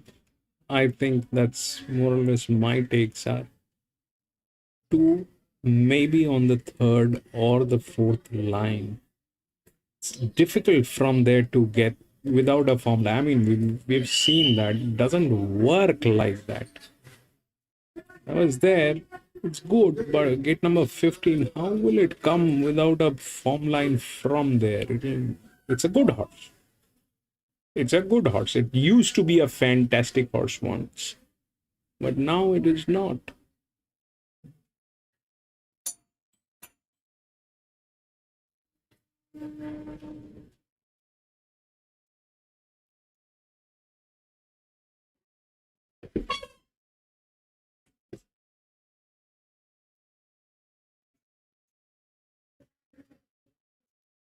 Gate big pass. Yes. Be safe. It doesn't look nice. This thing is...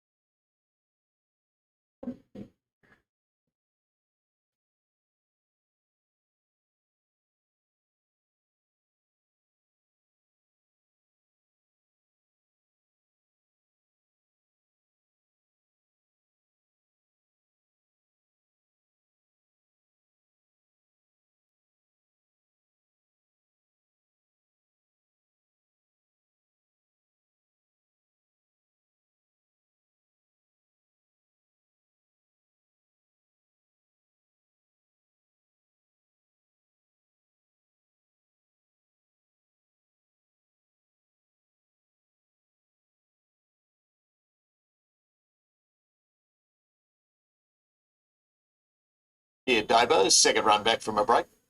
Yeah, I think he looks about ready, Marto. He did more than enough fresh in what was a stronger race behind Cool Jakey. He likes wet ground. He should roll forward in a race with not a lot of tempo, Marto, on paper at least. And he's tough and he's got a likeable racing style and should get through the conditions. So I'm with him. 2, 9, 14 and 3, my numbers. Emirate, he's just gone to a different level, hasn't he, the last couple? He showed a lot of promise as an early horse and he's starting to get back there now and he might be able to make it 3 straight today. 14, it's a knockout. Thought the run first up was good, a little bit disappointing second up, but can bounce back today. A horse that just needs a bit of luck from that gate, but she should get through the conditions. 2-time winner on soft and wasn't far away. Her only run heavy at Flemington ran on really strongly there. 3, Thunderlips, given a good push by Bjorn Baker during the week. On the quick backup, gets his preferred heavy track conditions and he should be ready now, pretty fit, 1400 third up and he's got a good record at this track. So I'm 2, 9, 14 and 3. I'm with Lou, but as I said, I was taken by the way Bjorn Baker did talk about Thunderlips during the week on the quick backup.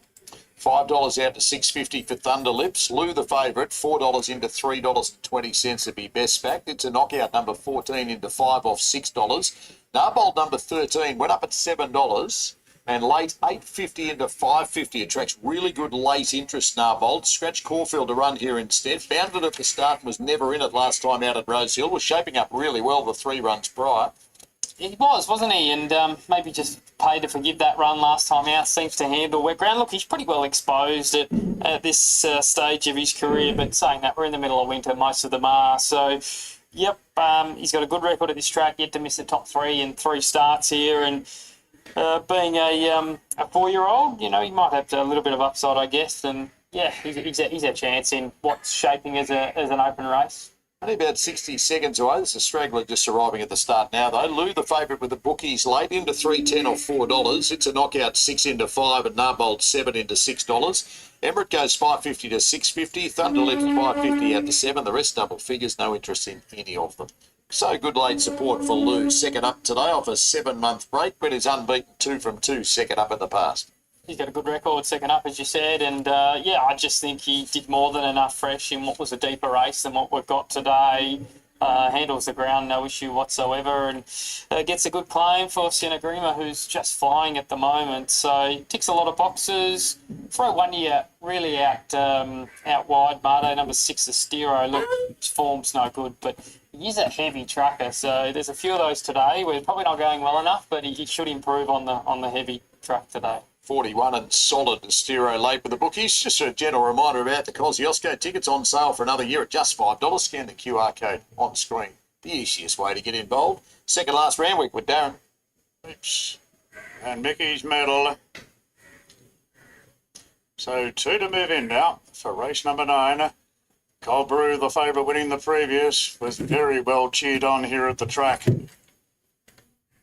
They're still going.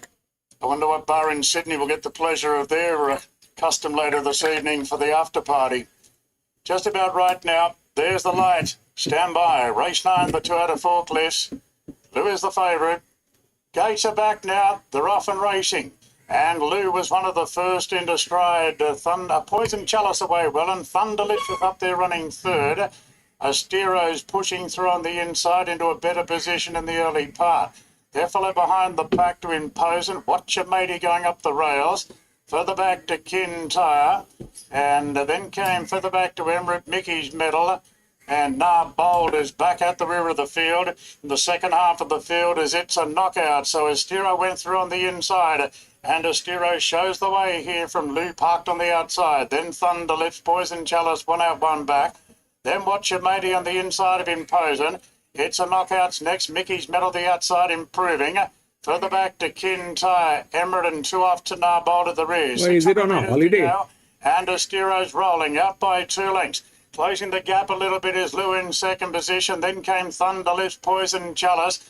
Further back to Imposant. Mickey's medal's been wide, but still has something to offer as they turn.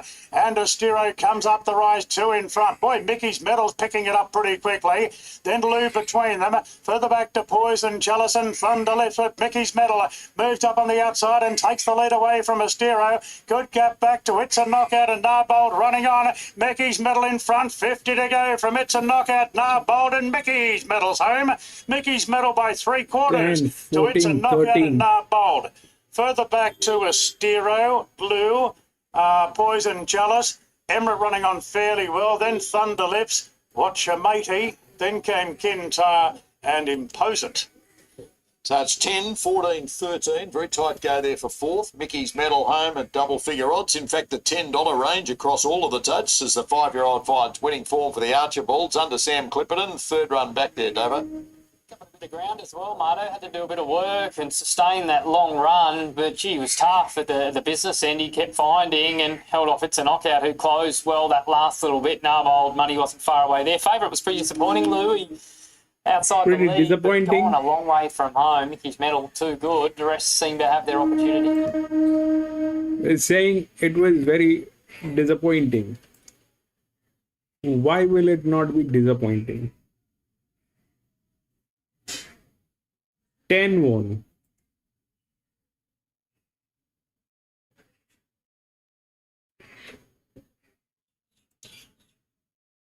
10, 14, 13. 10 won.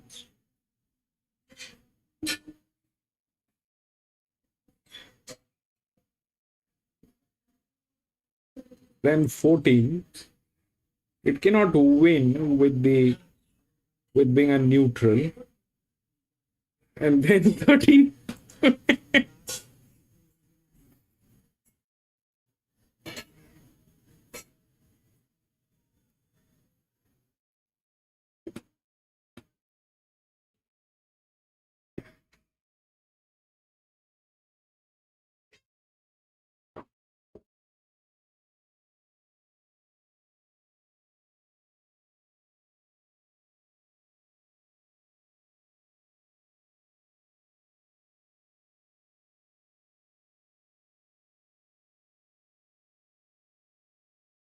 So out of these, okay, that was the lowest.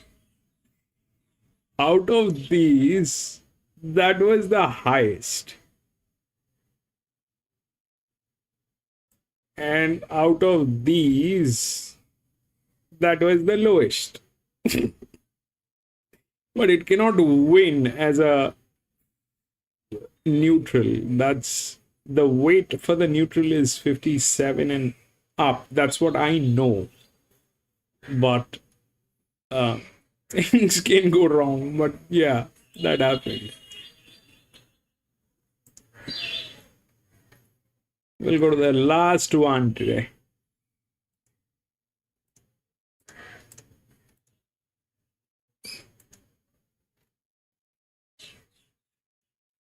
And I'm seriously not aware how much the ground is affecting. 1, 4, 8, 9, and 15 all scratched.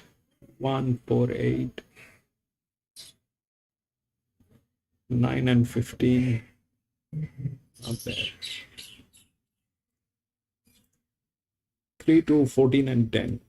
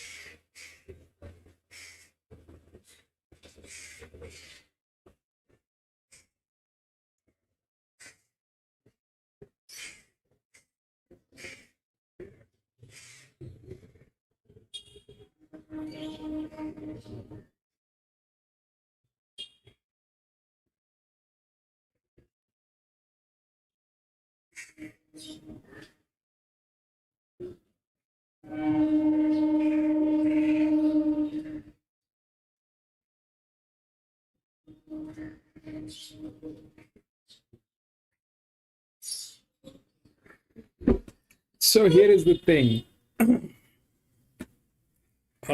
It's a 1400 meter benchmark 78.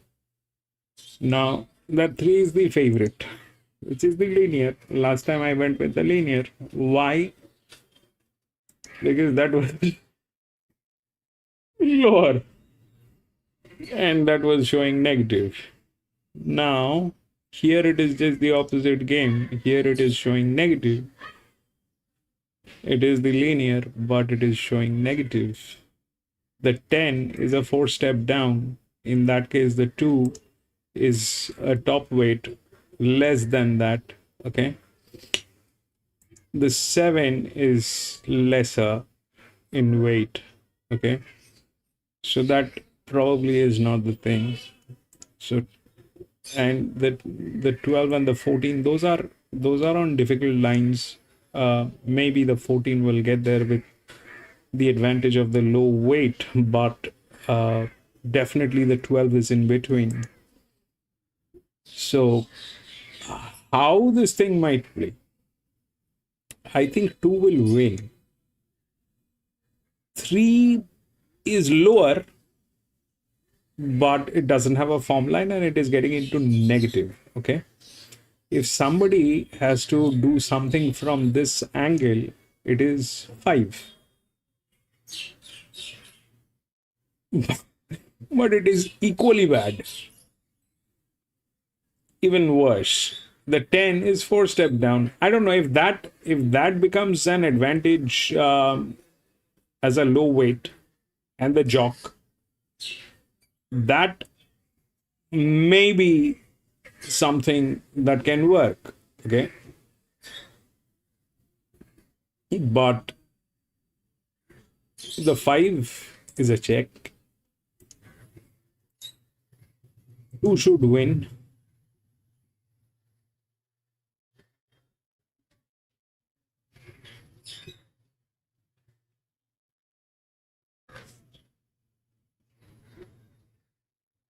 This is on a difficult, this is 52 on a 3 drop on 50. And in that case, this.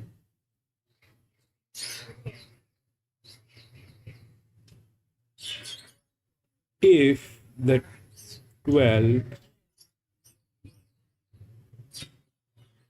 doesn't knock it out, if the 12 doesn't knock it out because it is still higher, so how should it play? 2,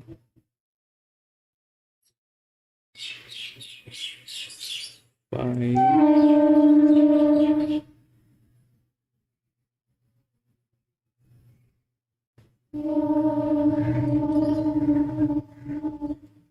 5.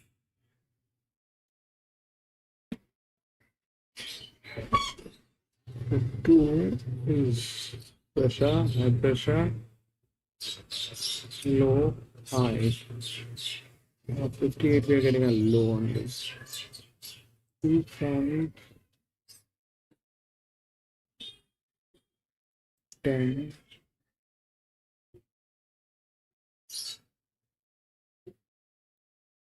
On a pressure line. This is getting a little too much.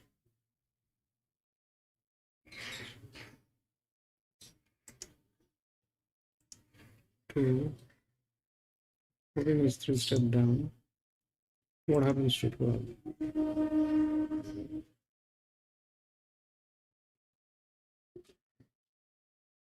10.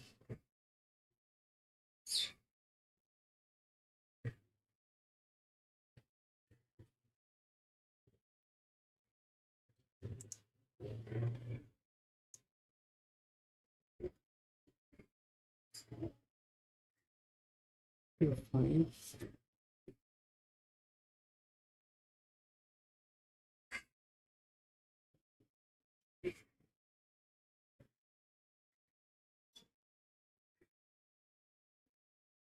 Well, oh, 55, 54.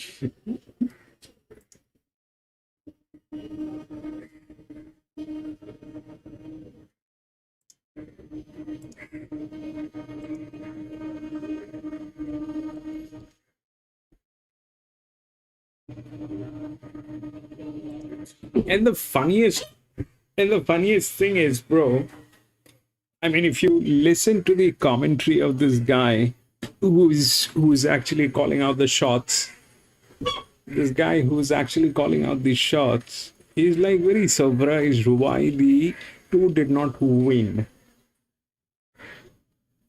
He's very surprised why the two did not win.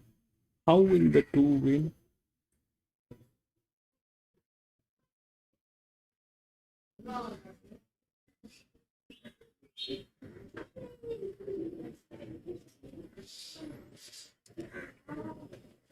Actually, this thing is because of the jock, you know. This thing is because of the jock. That's good. I mean, that is good. That horse is not bad, but it doesn't have a form line. It's getting into negative on the resistance side. So that is very weird to believe that will win. And what happened here? The 10. How the 10 won? Because that it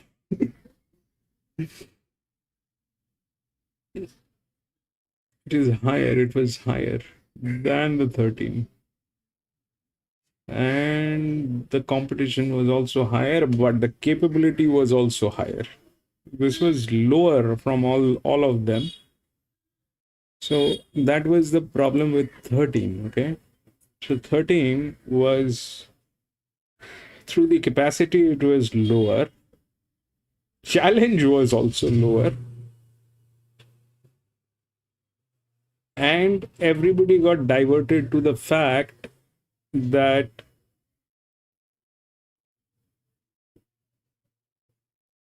that will happen, which was also right in some way of thinking, because they were like 6-7. They took the 14, but the 14 cannot win because it is a neutral. So I mean, through the naked eyes, if you're looking at the race card, then probably yes, they took that. But the detailing is here. That happened.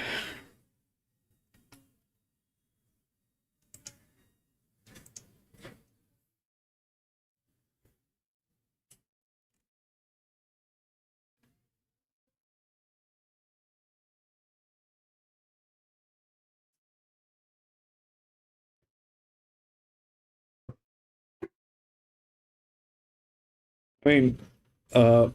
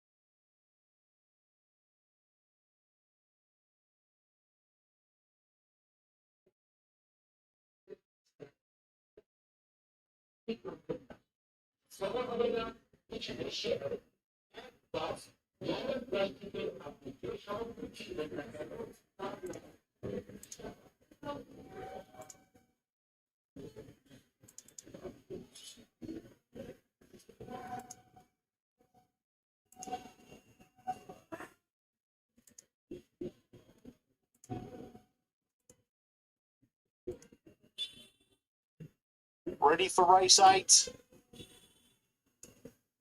Racing.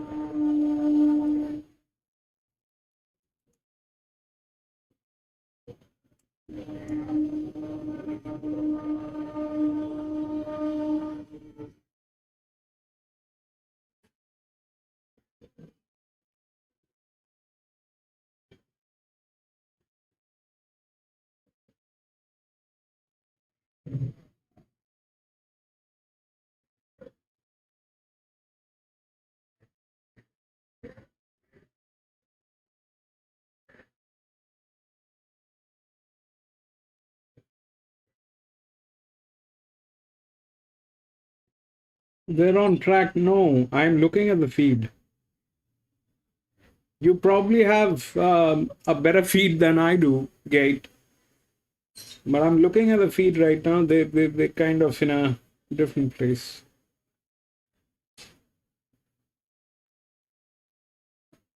Will come.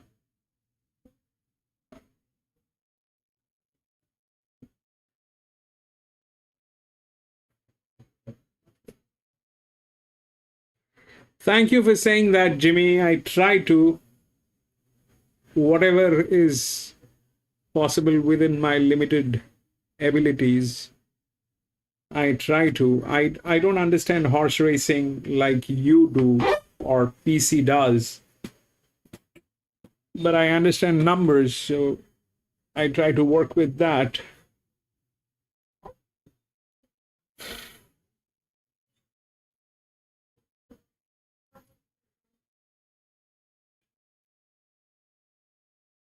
Thank you for saying that, Jimmy. Thank you for being here, my friend. And I'll call you tomorrow, Jimmy.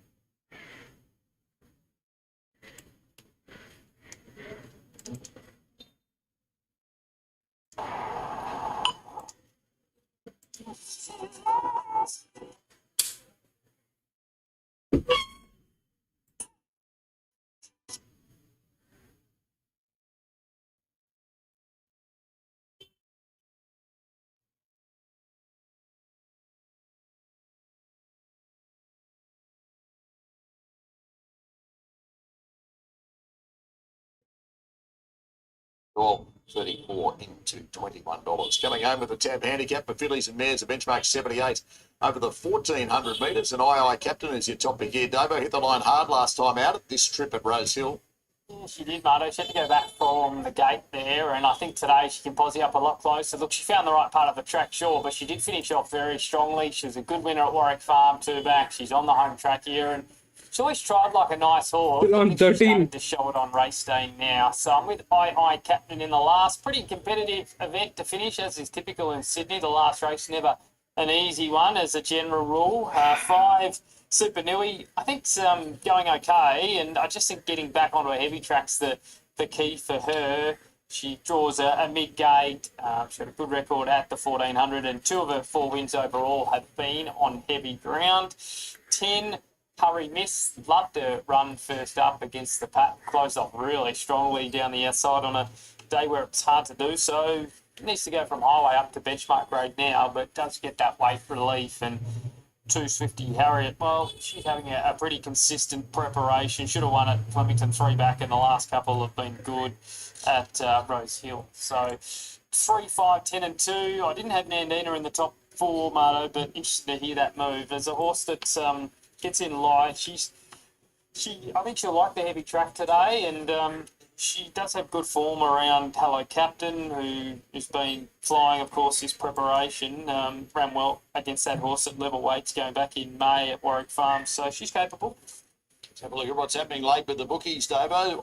II Captain, 4.20, 4.40 into $3.80, and Swifty Harriet, 4.80 out to 5 is into $4.60. Nandina, number 14, is now $5 into $3.80. That's attracting really good interest everywhere. You were just talking about it. She has been placed close up in her last 3 starts. I'll text you before I call. I'll text you, Jimmy. And we know that she's probably run her best race of her career behind Hello Captain at level weight on a heavy track at Warwick Farm. So getting back onto a heavy, the key today, and I'm just trying to remember Catkins. I'm pretty sure she loved it. Yeah, she had 2 from 2 on heavy, the mum, and 4 from 8 on soft ground. Mind you, she won on pretty much anything. She was a terrific mare. It's a late rally with the bookmakers for Miss Kim Car for last race. Bjorn Baker, Rachel King. It's $9.50 out to 12, back into $9.50, and does like the sting out of the track. She loves it. Yeah, she does. A heavy track winner, 2-time soft winner, and likely to give them a start again, I would imagine, but she hit the line okay there at Rose Hill last time. She's been building and getting fitter and improving with every run this preparation, 12th, 10th and 8th. She does need to step up again. 12 is fit. And there's money to suggest that a Rojas Stone is going to lift its game as well for Nathan. Yeah, it'll drop somewhere, but it's a lower, so I think it is on the the way she trialled the third or the fourth preparation, line. and she's got a long way back in both runs this 3 is campaign. difficult. Maybe getting to Randwick will help her. She had a place here, mind you, having said all that, but look, gets a good claim, drawn awkwardly again. Respecting her because she did trial well prior to this campaign. But you're on top of II Captain. She was off a freshen last time out, 2 weeks between runs today. Yep, and she's always trialled like a really nice mare, and just taken a little while to hit her straps. But she's won, this guy is sounding like 2 back, me. and she's won 2 in the past 4 now, and This guy is sounding like me. I sound like that when I've lost a lot and I have no hope. Then I sound like him. He is today sounding like that. This guy who's calling out the races, he's sounding like me. I mean, I sound like maybe, may not be. a delay for the last, but she did a good job on the Kenzo latest. Got to the front and won at good odds. And this stable, they can produce some winners at juicy odds, and overall profit on turnover is pretty good. So I'm assuming it's going to be a similar tactic here. Handlebars They're going to down from do the that thing inside to up 13 now. last time, and try to get to the front At the gates.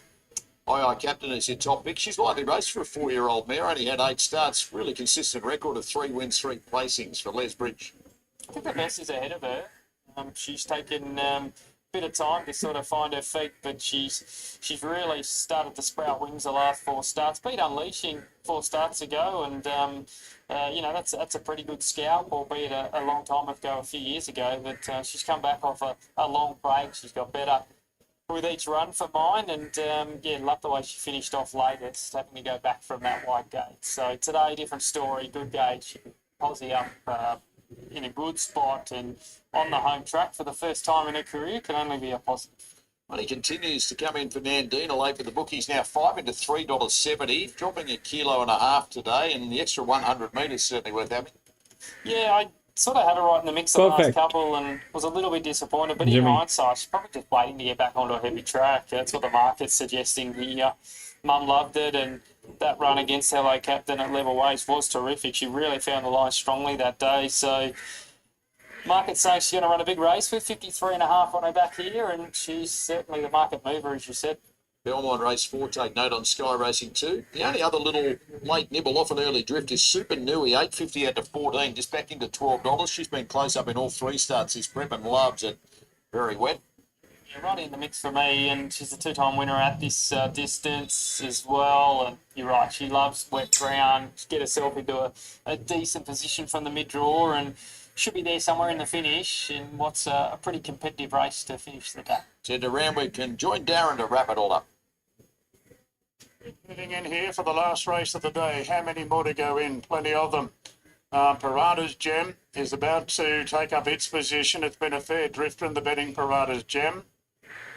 And it's placed into the barriers now by Molly Fitzgerald.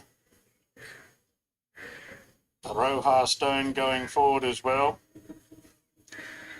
Well, the Dolphins have copped a nice flogging today at Redcliffe. The Sharks all over them there right from the start, over 40 in front. Miss Kim Carr coming up along with Nandina. And Swifty Harriet out of line. And Miss Emma, I think she's just concealed there at the back of the chute, just being trotted up. Yes, just to get a feel there that all's okay. So Nandina's in. Swifty Harriet about to move forward. And the outsider of the field, the rank outsider, Miss Emma, is the last to go forward. So we're just about right now for the last of the day here at Randwick. Miss Emma being trotted up to the stalls. Coming up to the outside draw. It's all the way winner on the Kenzo here on July 1. So Miss Emma's in. Here we go. Ready now for the last of the day. Go. Racing. Miss Emma jumped well. Last into the gates and the first out, Miss Emma pushing forward. Juliet Harriet's right there. And Parada's Gem is showing a bit of zip towards the inside. Aye, Captain is mustering along the rails. Super Nui deep out from Nandina. Just behind them there is Brigidine Gal. Roja Stone is back in the field together with Hurry Miss as they race into the first corner. And galloping to the front now in the early stages of the race is Miss Emma and leads out from Swifty Harriet. Aye, Captain leaders back third. Then Parada's Gem, Super Nui. Nandina's tugging along in between runners. Brigidine Gal's poking through on the inside. They're followed by Miss Kim Carr. Hurry Miss and Roja Stone are the last two. So we've got a long shot leader here, Miss Emma, looking to defy the market. From Swifty Harriet in second, Super Nui the outside. Aye, Captain fourth on the rails from Parada's Gem. Then Miss Kim Carr, Roja Stone as they flatten for the run home now. And Miss Emma shows the way from Swifty Harriet, Super Nui. Aye, Captain squeezing through a gap. Roja Stone running on the outside as Swifty Harriet races to the lead. Roja Stone's giving serious chase the outside. Swifty Harriet and Roja Stone. Roja Stone moved up, puts the head in front. And Roja Stone was able to beat Swifty Harriet. Photo for third. Parada's Gem. So it's 6 beating 2 and maybe 11 running third ahead of the 12. Roja Stone lands some bets there and comes from well back over the top in the double figure range, Davo. Marto, yeah, she would have knocked 6 to 11, no 12. doubt, and if you had her in, well done to you, but yeah, luck. 6, man.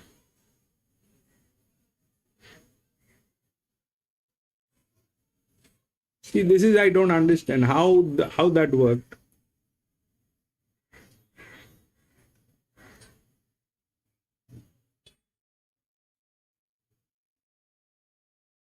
6 beating without any form line, beating the 2.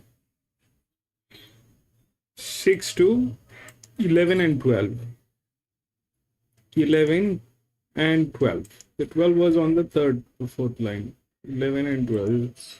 6 to 11. 6 was on an easier one. 56.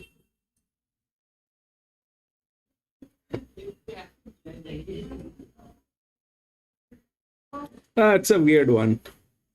I don't know. We'll figure out what is happening. But here is what is happening.